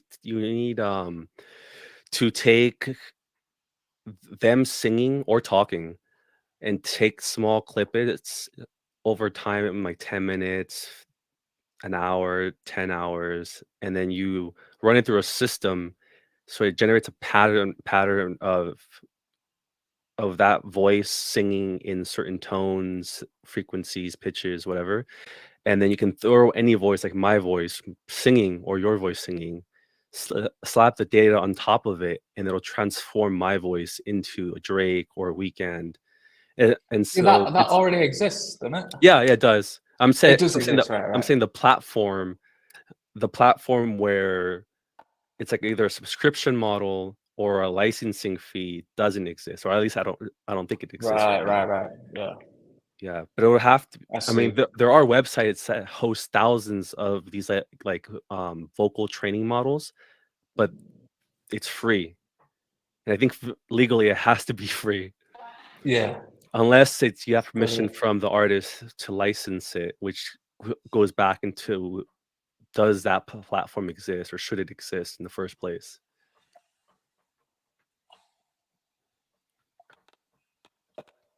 I don't know, and it's just weird to think where Yeah.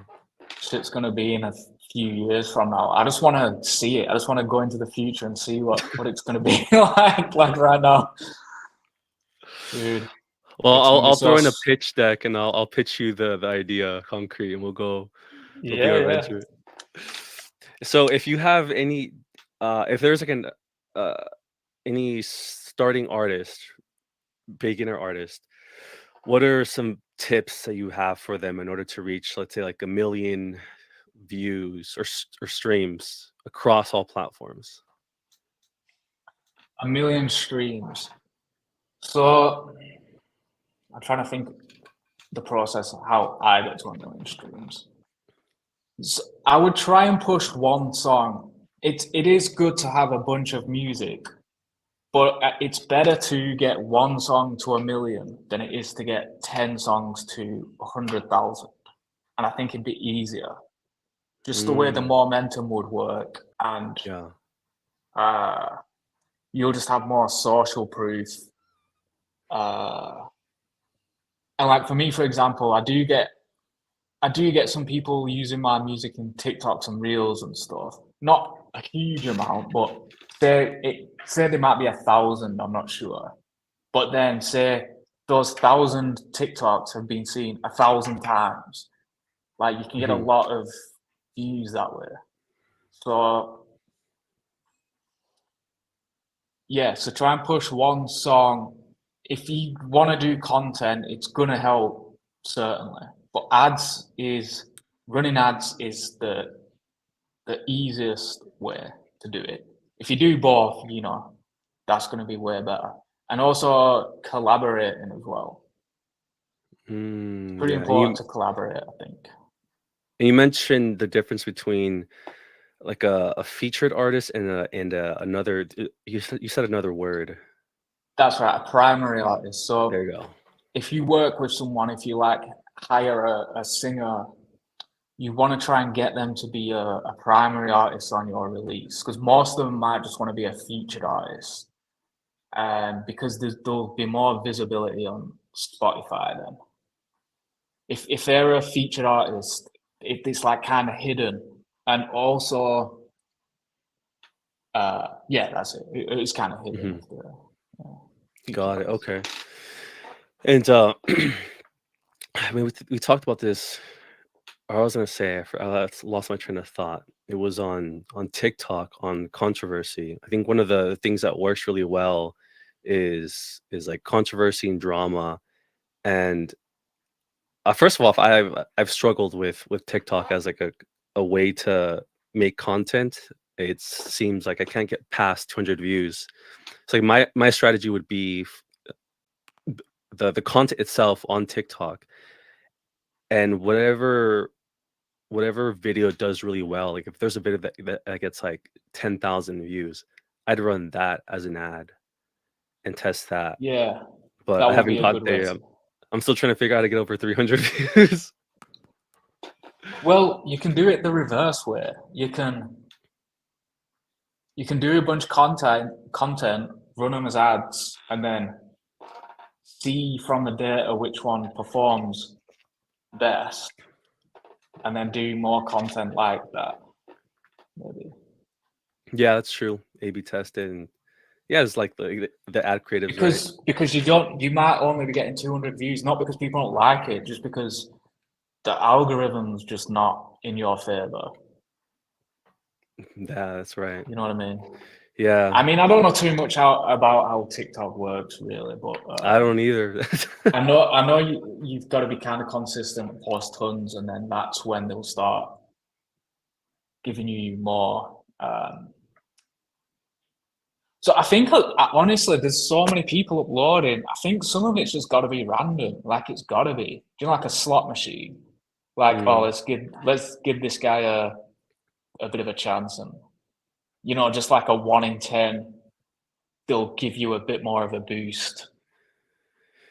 I don't know. I mean, I I heard it was like there's like a pool, like it'll send the video to like 200 people, or like roughly, depending on a couple of metrics, like watch time, repeated watch time, or like other like indicators, then they'll send it to like more people. But if it doesn't perform in that first like 150 to 200 people, it just kills the video, and that's pretty Oh, much okay. it. That's I think is the algorithm of TikTok. I think the only difference from like Reels is that for on Instagram and Reels, it'll send it to like a combination of new users that don't know you, and also a mix of your friends. So Right. depending on how your friends are interacting and how long they're watching your Reels, and also the combination of you users, then they'll send it to more people. So I Got think it. there is a bit of luck, but there is a bit of like what you're saying, like the first 3 5 seconds of the video or your content does play a role. And I've noticed that drama T does amazing on TikTok. People love to see like train wrecks and controversies and things that are of that nature. And they also and also videos that start with like you, like the word you, like you should do this. You'll never believe X, Y, and Z tend to do better than videos that start with like, oh, I'm gonna show you the song that I made. And I think it comes from I think it's like a psychology thing. I don't know where I heard this or who taught me this, but it's like Chris Voss. I remember, yeah. Chris Voss is like a negotiator. He has a book called actually it's behind me. Never Split the Difference. And Yeah, he teaches I know you that that. book. Oh yeah, did you get to the part where he teaches you where he says if you want to catch someone's attention, let's say someone's like kind of dazing off, you change the way you speak. You make pauses, but then you also go from like, I went to the store and I bought this a piece of a loaf, to saying, when you go to the store and you think you're buying a piece of loaf, like changing it, going from I to you, it catches people's attention more. And I don't Oh, remember why, but something I learned. I've heard some stuff along these lines, but not in that way. That's interesting. But yeah, I didn't read the book. I've just I started to read it, and then I just didn't. I don't know. But it's out. Yeah, I should probably read it. Yeah. So for 2024, what are some goals you're trying to hit? I guess some like overall music, but maybe also like a marketing point of view. So I want to do some more content definitely. Me and Rune, the singer I work with, we've got some stuff planned where we're gonna show some like making of our music, Mhm. and then we want to do some live shows, DJing, and she'll Yeah. sing live and stuff. So that's definitely the big kind of end goal, really. That's the whole thing that. Well, it's a big part of the reason I do music, to actually be out playing it live. So that's Mm. definitely on the cards. And also like teaching, I want to do. I started writing a book actually about marketing, music marketing. So I've got to Mm. finish that off. Does it have a name yet, or how far are you It along does, already? but it's so good that I don't want to leak it until it's Oh, live. okay. I'll tell you. Sorry, everyone, but I'll tell you. I'll tell you after the stream. It's a really good Okay. name. Oh, I'm excited.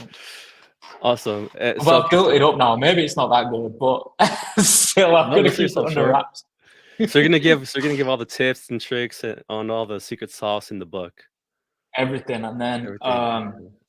the idea is to have a video, not necessarily a course, because I don't want it to be like you do this, do that. I Mm. just want to show what I've done. Like, here's what worked for me.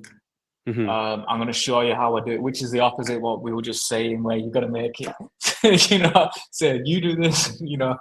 Um, yeah, I just want to do a video walkthrough and just show the data, because data is very valuable, and I'll just show the ads Oh, that I'm interesting. running and all the back end stuff. So I don't think I've seen anyone do that on YouTube. like showing the back end, the Yeah, marketing I guess not aspect, showing the either. numbers, data. Yeah, I'll show the numbers. Reminds me of a dropshipping course.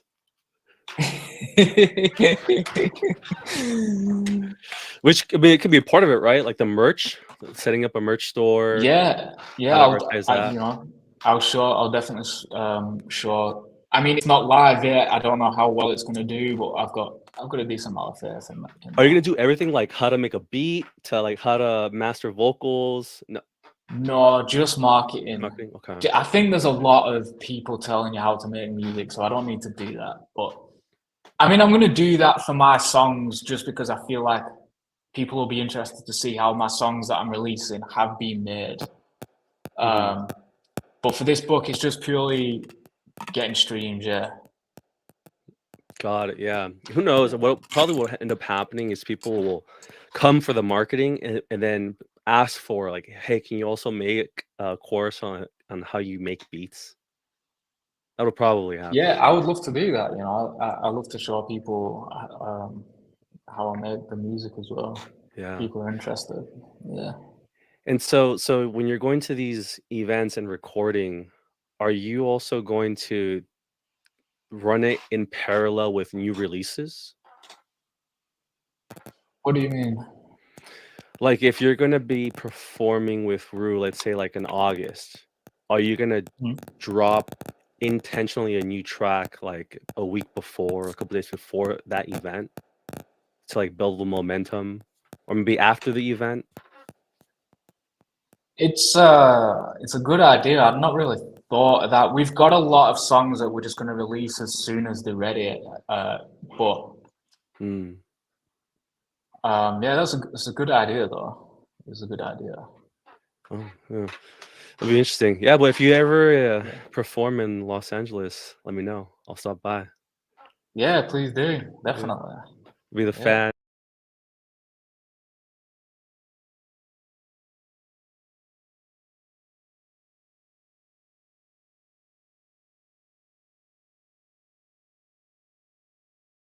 Seen anyone do that on YouTube? Like showing the back end, the Yeah, marketing I guess not aspect, showing the either. numbers, data. Yeah, I'll show the numbers. Reminds me of a dropshipping course.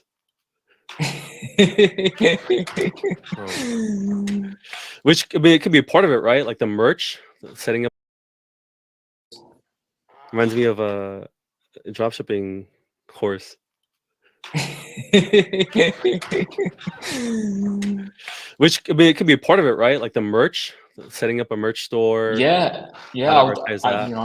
I'll definitely show. I mean, it's not live yet. I don't know how well it's going to do, but I've got a decent amount of faith in that. Are you gonna do everything like how to make a beat to like how to master vocals? No, No, just marketing. marketing. Okay. I think there's a lot of people telling you how to make music, so I don't need to do that. But I mean, I'm going to do that for my songs just because I feel like people will be interested to see how my songs that I'm releasing have been made. But for this book, it's just purely getting streams. Yeah. Got it. Yeah. Who knows? What probably will end up happening is people will come for the marketing and then ask for like, hey, can you also make a course on how you make beats? That'll probably happen. Yeah, I would love to do that. I love to show people how I make the music as well. Yeah. People are interested. Yeah. And so when you're going to these events and recording, are you also going to run it in parallel with new releases? What do you mean? Like if you're gonna be performing with Rue, let's say like in August, are you gonna drop intentionally a new track like a week before, a couple days before that event to like build the momentum, or maybe after the event? It's a good idea. I've not really thought of that. We've got a lot of songs that we're just going to release as soon as they're ready. But yeah, that's a good idea though. It's a good idea. Oh, yeah. It'll be interesting. Yeah, but if you ever perform in Los Angeles, let me know. I'll stop by. Yeah, please do. Definitely. Be the fan of Well, David, thank you again. Dave, thank you again for your time here. Where can people find you? Spotify, Instagram, Dante Rose Music at Instagram. Yeah, shoot me a DM on there.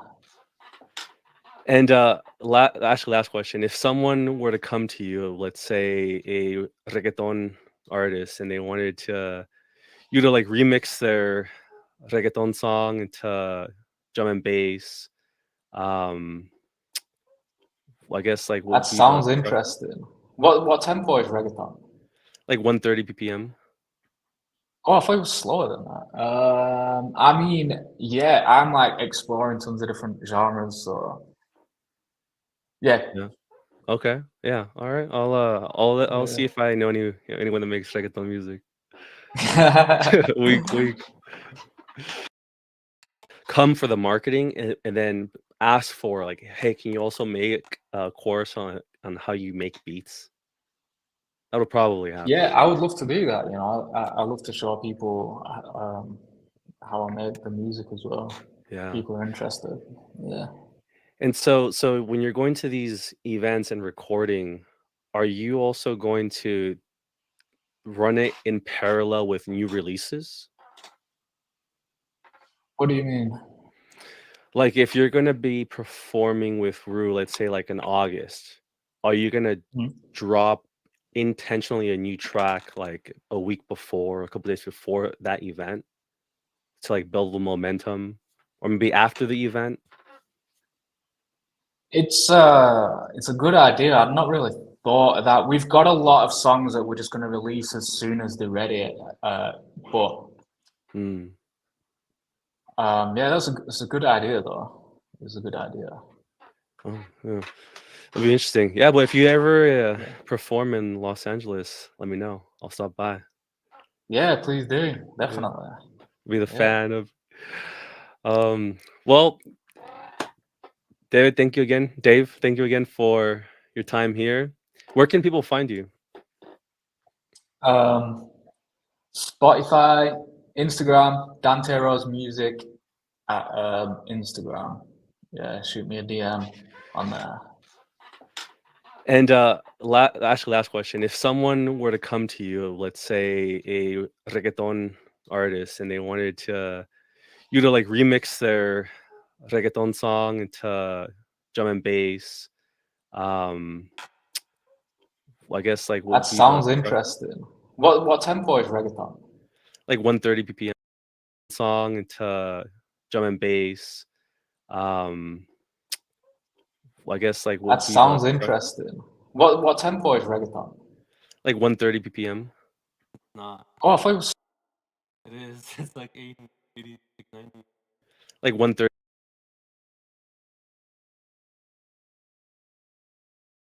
like one like 130 BPM. Oh, I thought it was slower than that. I mean, yeah. What Well, I guess like what that would be the sounds interesting. What tempo is reggaeton? like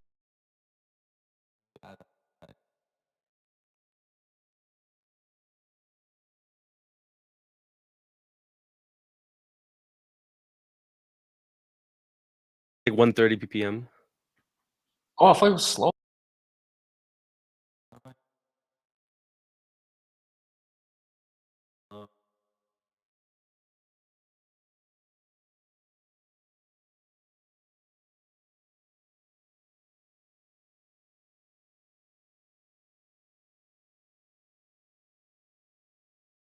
Like 130 BPM.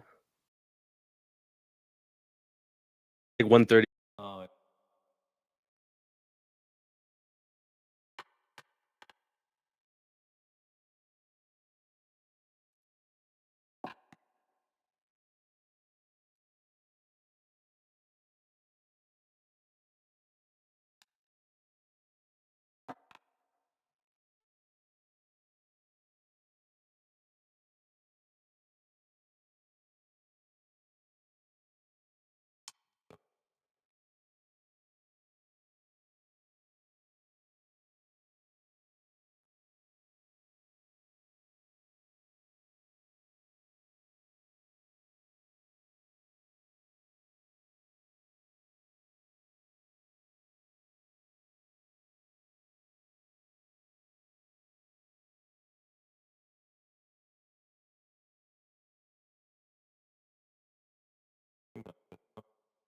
reggaeton?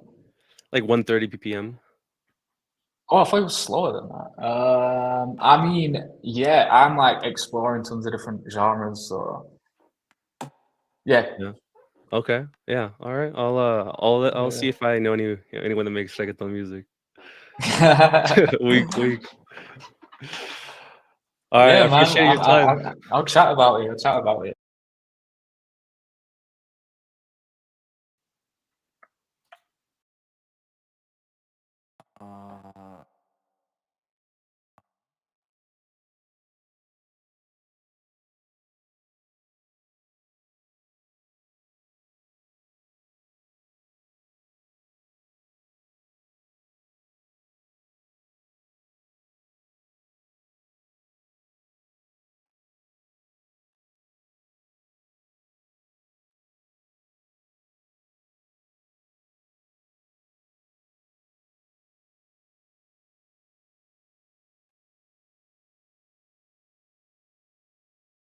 Definitely.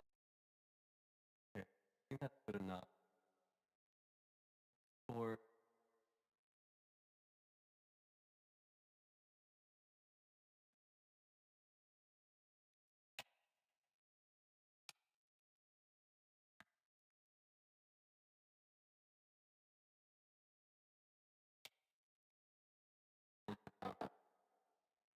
great.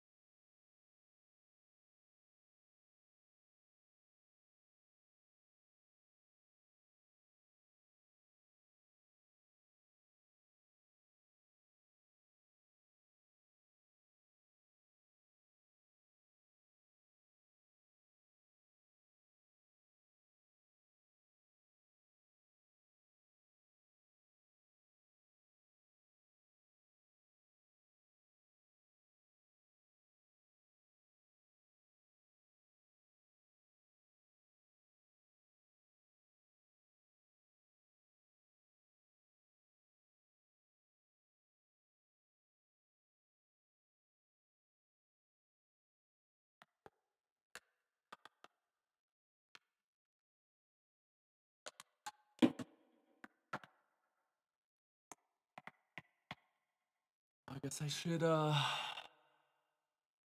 hungry. La noche oscura, mi alma suspira, a distancia me mata, sin ti me sofoco, añoro tu toque íntimo en mi piel, el fuego se apaga, sin ti no me entrego. Vacías son tus manos sobre mí, mi mente divaga, sin ti no puedo vivir.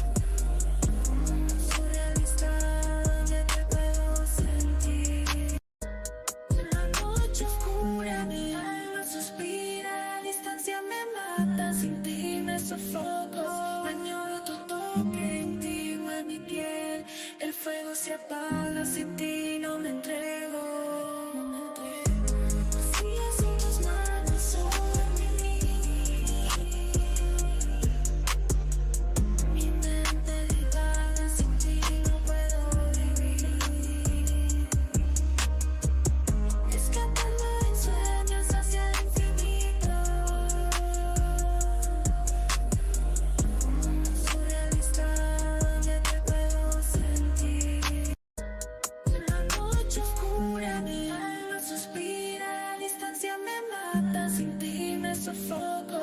Añoro tu toque íntimo en mi piel. El fuego se apaga sin ti, no me entrego. Vacías son tus manos sobre mí. Mi mente divaga, sin ti no puedo vivir. Escapando en sueños hacia el infinito. Surrealista, ya te puedo sentir. La noche oscura, mi alma suspira. La distancia me mata, sin ti me sofoco. Añoro tu toque íntimo en mi piel. El fuego se apaga, sin ti no me entrego. Vacías son tus manos sobre mí. Mi mente divaga, sin ti no puedo vivir. Escapando en sueños hacia el infinito. Surrealista, ya te puedo sentir. La noche oscura, mi alma suspira. La distancia me mata, sin ti me sofoco. Añoro tu toque íntimo en mi piel. El fuego se apaga, sin ti no me entrego. Vacías son tus manos sobre mí. Mi mente divaga, sin ti no puedo vivir. Escapando en sueños hacia el infinito. Surrealista, ya te puedo sentir. La noche oscura, mi alma suspira. La distancia me mata, sin ti me sofoco. Añoro tu toque íntimo en mi piel. El fuego se apaga, sin ti no me entrego. Vacías son tus manos sobre mí. Mi mente divaga, sin ti no puedo vivir. Escapando en sueños hacia el infinito. Surrealista, ya te puedo sentir. La noche oscura, mi alma suspira. La distancia me mata, sin ti me sofoco. Añoro tu toque íntimo en mi piel. El fuego se apaga, sin ti no me entrego. Vacías son tus manos sobre mí. Mi mente divaga, sin ti no puedo vivir. Escapando en sueños hacia el infinito. Surrealista, ya te puedo sentir. La noche oscura, mi alma suspira. La distancia me mata, sin ti me sofoco. Añoro tu toque íntimo en mi piel. El fuego se apaga, sin ti no me entrego. Vacías son tus manos sobre mí. Mi mente divaga, sin ti no puedo vivir. Escapando en sueños hacia el infinito. Surrealista, ya te puedo sentir. La noche oscura, mi alma suspira. La distancia me mata, sin ti me sofoco. Añoro tu toque íntimo en mi piel. El fuego se apaga, sin ti no me entrego. Vacías son tus manos sobre mí. Mi mente divaga, sin ti no puedo vivir. Escapando en sueños hacia el infinito. Surrealista,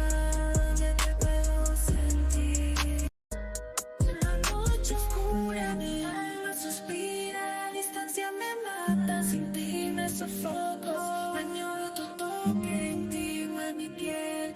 El fuego se apaga sin ti, no me entrego. Vacías en tus manos sobre mí. Mi mente divaga, sin ti no puedo vivir. Escapando en sueños hacia el infinito.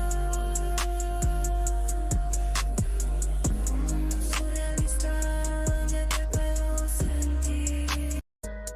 La noche oscura, mi alma suspira. Distancia me mata, sin ti me sofoco. Añoro tu toque íntimo en mi piel. El fuego se apaga, sin ti no me entrego.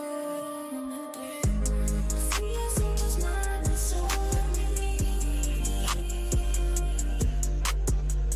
Mi mente divaga, sin ti no puedo vivir. Escapando en sueños hacia el infinito.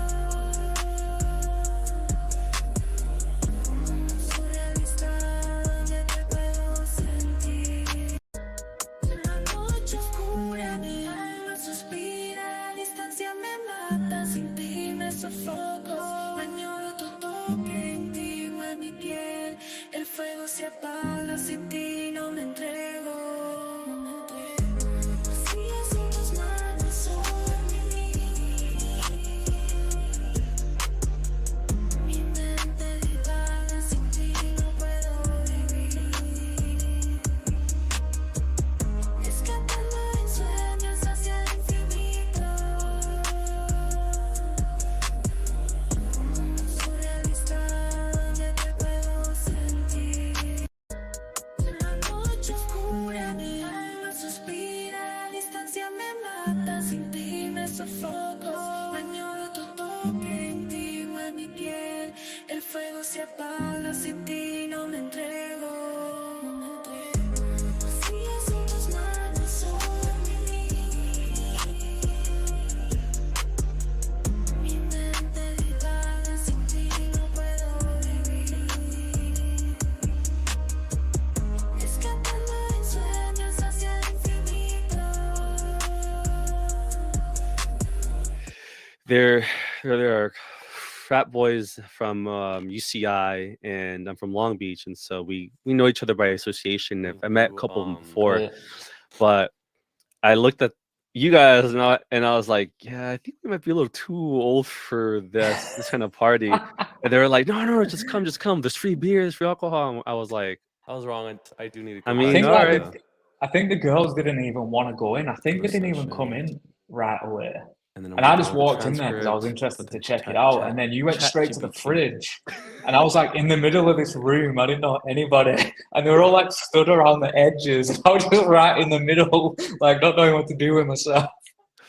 Yeah, being going for the fridge is pretty common. Yeah. Yeah. But that was funny, man. That was a crazy night because we just met up at randomly Newport, and then we ended up at a frat party at Yeah. UCI. Well, fun Yeah, times. that was So funny. yeah, Scott Hilsey is how we met.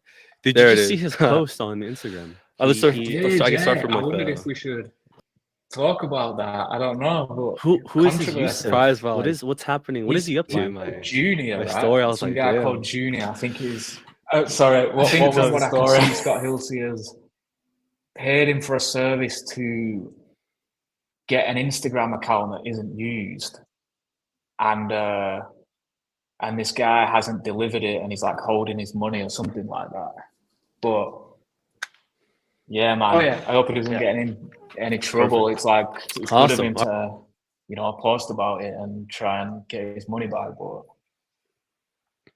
So it's not a business partner that screwed him over. I think they've been on a podcast together. I don't know too much. I don't want to say There too it much. is. I know they've been on a podcast together. I So remember I can his start from name. like the.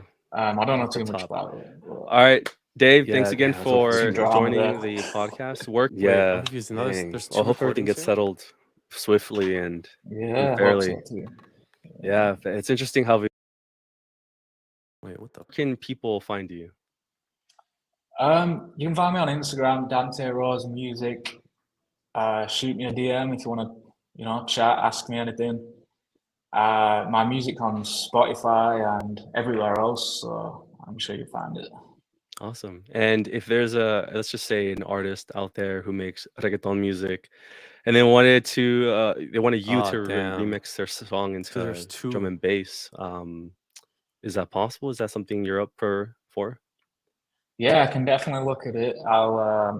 I'll see if it works with what I'm doing. If you've got a good vocal, reggaeton good solid artist, vocal, and they wanted AI free, AI. ideally.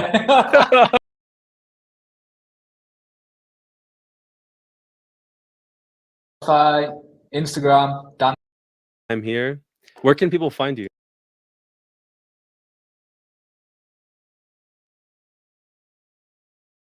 Put B.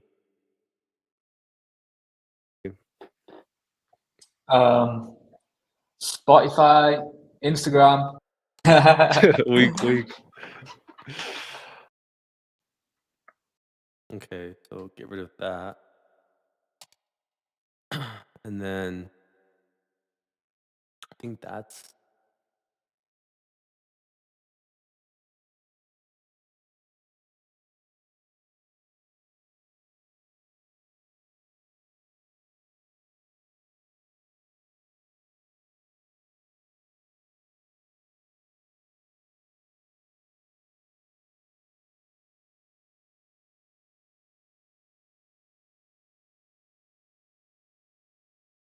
David, thank you again. Dave, thank you again for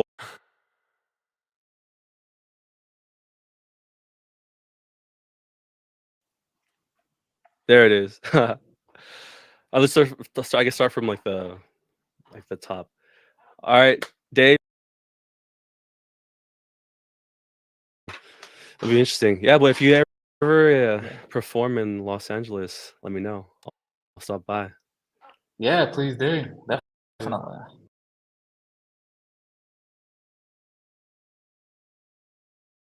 It'll be interesting. Yeah, but if you ever perform in Los Angeles, let me know. I'll stop by.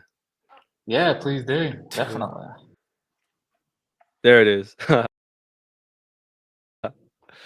Let's start, I guess start from like the top.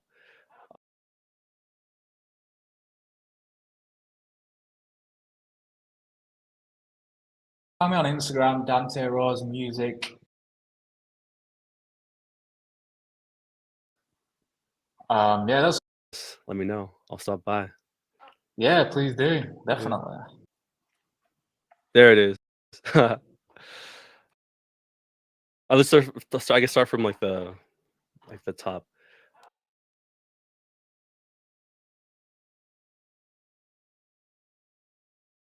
Thanks again for. All right, Dave. Thanks again for. No, I'll stop by. Yeah, please do. Definitely. All right, Dave. Thanks again for joining the podcast. Where can people find you? You can find me on Instagram, Dante Rose Music. Shoot me a DM if you want to, chat, ask me anything. My music on Spotify and everywhere else, so I'm sure you'll find it. Awesome. And if there's let's just say an artist out there who makes reggaeton music, and they wanted you to remix their song into drum and bass, is that possible? Is that something you're up for? Yeah, I can definitely look at it. I'll see if it works with what I'm doing. If you've got a good vocal, good solid vocal, AI free, AI. ideally. Oh, I'm out then. I'm just kidding. I might be all right with the AI vocals. Oh, I got some bangers, dude. Like some of the stuff. Oh, yeah? You know the reason why I started making like the AI music is because during the Spotify rewrap, I discovered. So there's a song that I discovered in 2023, like in May, and from May. Oh, sorry. Hang on a minute. Just give me a sec. Oh yeah, you can take it. What happened? That's okay. The cleaners needed to grab something. Oh, dang. I thought you were surprised by my story. I was like, damn. Sorry. What was No. the story? So there's a song that I discovered in May, and from May to when Spotify rewrap went out, I listened to that song 580 something times within the span Which of song? It's pretty fuck, what is it? It's like a confusing name. Something Pretty Boy. It's by ASAP Ferg or ASAP Rocky. Sorry, ASAP Rocky. And I listened to that song like 580 times over the span of like a couple months, and I was thinking like, Wow. damn, I'm making someone rich, and it ain't me. So I gotta like start making my own songs. So that's how I got That's into uh, to that's interesting. yeah. Literally it. And I was traveling But do through you Latin enjoy it America. though? Do you enjoy doing it? So this is what I wanted to also ask you about, like passion, because when I started making these songs, it's the first time ever in my life where I am so excited about what I'm doing that I don't want to go to sleep, but my eyes are so heavy and so tired that I physically like just lay in my bed and fall asleep. But I'm having dreams, and I get so excited in my dreams about waking up and making more music that I actually wake up. But I'm still it's like 2 o'clock in the morning, and I'm still sleepy. Or there's times where I try to fall asleep and I know I'm so tired because my eyes are so heavy, but I just can't fall asleep because I'm so excited about the morning and it's a Saturday and I have no work and I can just focus on making music. And I've never experienced that until making music. I don't that I don't know. I don't know if you've ever experienced that, but that's like how I feel Yeah, of about course, music of production. course. Like pretty much daily. It's like I can't wait to get. It's like annoying. I like sleeping, but going to bed, I'm like, I just want to wake up and get back to it. Yeah, it's Yeah. yeah, you're in the right game then for sure. So my problem with that is because I'm so new at music, I don't have a sense objectively of what sounds good or what's good. Because I think everything that I Yeah, make is Dude, good. I just realized that the here's the transcript problem, and was this is on funny. This the is whole what happened to time. me. So it recorded So it us takes talking about getting better at music cocaine to and realize how Latinos bad you are. and all So this the other better I stuff got at making after music, the I more I stopped realized I recording the wasn't video good enough. recording. It was like crazy. Dang. Like when anyone starts out making music because they've made something like holy shit, I made music. They think it's amazing. Like I used to have these awful beats that I used to play to my friends. I used to force them to listen to it. They must have hated coming around to my house. Like listen to my new beats, and they're like, ah. That was funny. So yeah, I know what you're saying. It is hard to realize. It's like it's not until you look back and realize how bad some of your stuff was. You know. Yeah, it reminds me of the quote from Steve Jobs where he literally says, "It's not until you look back where you can connect the dots going forward." Yeah, Oh, yeah. yeah. So like I have like a process like before I put something on Spotify, I'll like download it onto my phone and I'll listen onto my phone speaker through my phone speaker. And That's then I'll smart. put it That's into my smart. car and listen it to it from my car speaker. And then I'll put on my earphones or headphones and I'll listen it to it through my headphones. And if it passes all of those three like tests, then I'll upload it to Spotify. Bro, this is funny. It's like you're saying this like no other artist has ever done this. It's like No, the car test is the whole. It's like just a thing that the car test is the is holy it? grail of test. Yeah, yeah, Oh damn, natural. yeah, man. The car test is everything, man. That's an actual thing called a car test. Yeah, the car test. Look at it. Car music test. There's like memes and everything. The more you get into it, you'll see it. But Car. That's actually funny. yeah, but Because the phone one is a really important one. I've not done that before, but and I've done it afterwards and realized one of my songs sounded like shit on a phone. I'm like, oh god, because a lot of people are going to listen to music through a phone, which is a sad thing because you know we spend a lot of time perfecting how music sounds on good speakers, just for some kid to be like, yo, this sucks, you know. yeah, So it's a good way to I test mean it. it's true. Yeah, because And right. laptop speakers as well. Laptop speakers is a good one to test on. Oh, I didn't do that. Well, I could do it. Yeah, that's actually damn. So that's like it's their phone, laptop, car. Yeah, Yeah, that's but the funny. most important thing is getting used to the sound of anything you listen through, like say your headphones you've got on right now, Mhm. just being very used to them and how other music sounds is more important than having like really expensive speakers or headphones. Is knowing the sound inside and out. Yeah, especially when I guess when you're making or for the vocals, right? If you're trying to like EQ the vocals, um, that's really important. Because I noticed one of the things is when I play the songs on my car as opposed to here, the vocals will sound different. It'll either be louder or it'll sound too echoey. I'm Yeah, like, oh, I didn't catch that here. But the car, it's like, oh, I should go back and re-edit the vocal right there. yeah. You sounds like you're on the right path, honestly. Damn. If you're thinking about that kind of thing this early, then yeah, it's good. Oh, you're right. People have made videos. Yeah. White Sea Studio, test your mix for free. RPS car test. Yeah, I had no idea. And I'm not saying it probably sounds like on purpose I'm lying. I literally had no idea. I was just like No, I believe you. I got to a point where I really want to I so badly want to listen to my music, but it takes so long for it to reach Spotify. So I have to play it on my phone or I have to play it in my car. There's no choice. Well, you can just play it on your computer, Yeah, right? but when I go to the gym, like I have to play it through my phone, right? Or Oh, but it's still driving gonna to sound the same when it comes out of Spotify, though, but when I'm isn't it? driving to my car or when I'm using my car to drive to the gym, I have to play. I listened to that song 580 something times within the span Which of song? it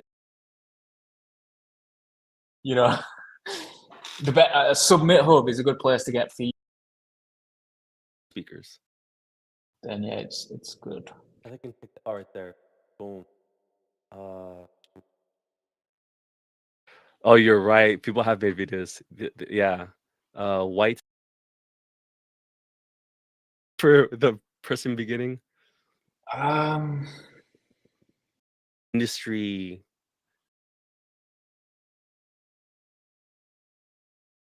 Interesting. Any other got it. Yeah. Dan, interesting. And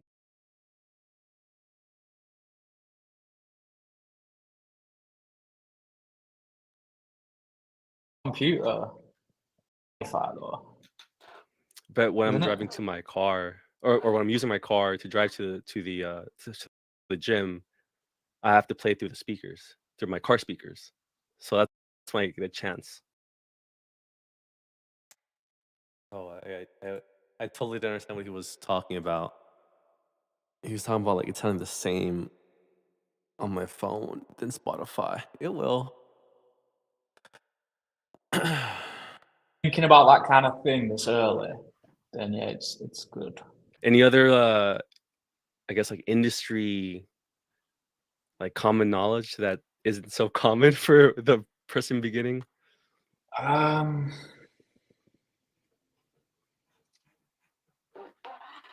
yeah, get feedback. If you're talking about production, get feedback from an honest people. Like, don't ask your mum if you know she likes it because she loves you and she's gonna be, you know, Submit Hub is a good place to get feedback. They'll be honest with you, and also they might put your music on a playlist.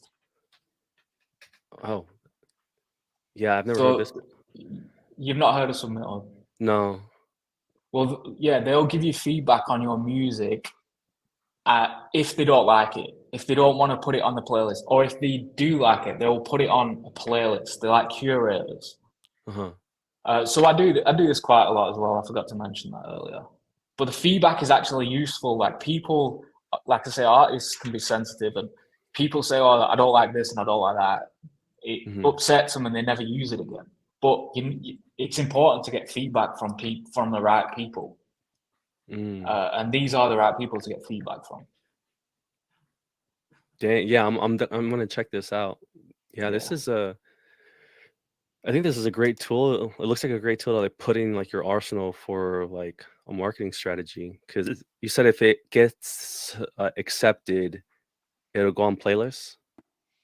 Yeah, so like you will pick a bunch of different curators who have some big playlists, Uh, and it might cost you say $20 to for maybe 5 to 10 curators, and then maybe half of them will accept it if it's decent. mhm. And some of my music is still on them playlists today. It doesn't always work out well because they might have a huge playlist that has tons of followers on the playlist, but you might end up right at the bottom of the playlist, and then you're barely going to get the streams. But then there's other times they might put it at the top and just leave it there for a long time. More often than not, they'll remove it at some point. But you know, Mm. but yeah, it's valuable for the feedback. So it's win-win, I think.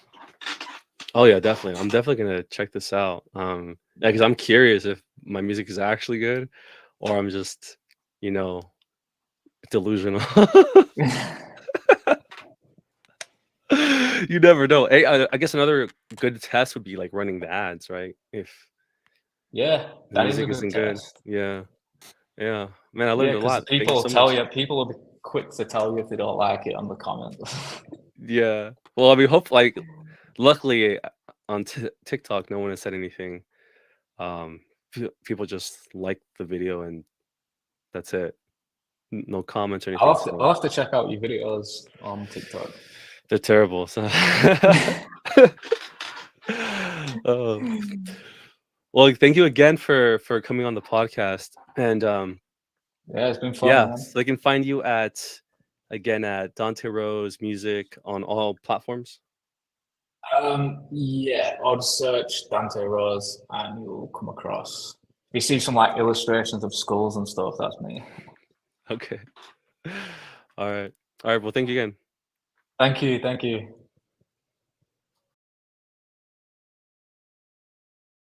Thank you, thank you. Perfect. There you go. All right. Well, thank you again. All right. So let me delete the one that I just. Oh, wait. Yeah. Oh, I'm already uploading it. Wait, now I got to cancel it.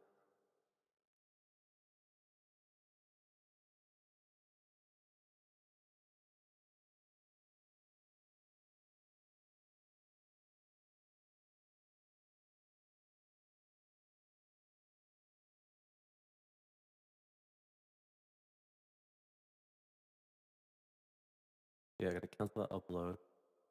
I have to export this one.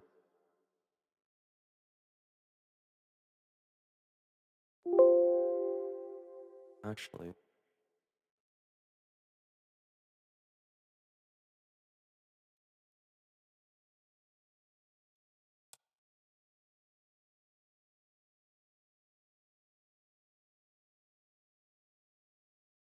Oh.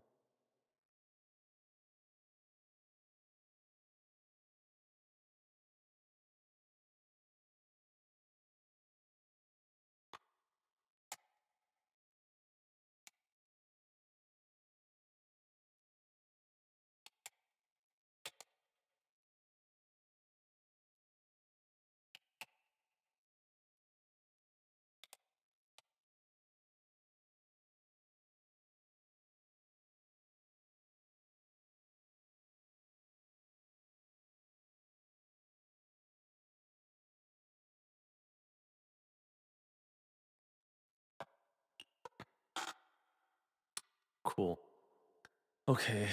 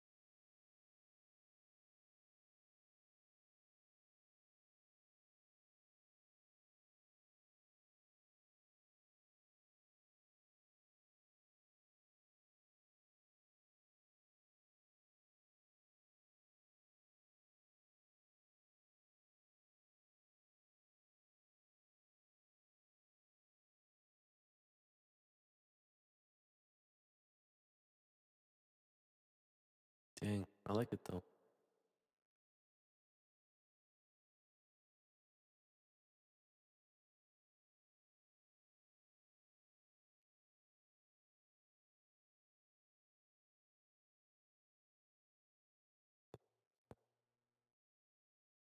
Boom.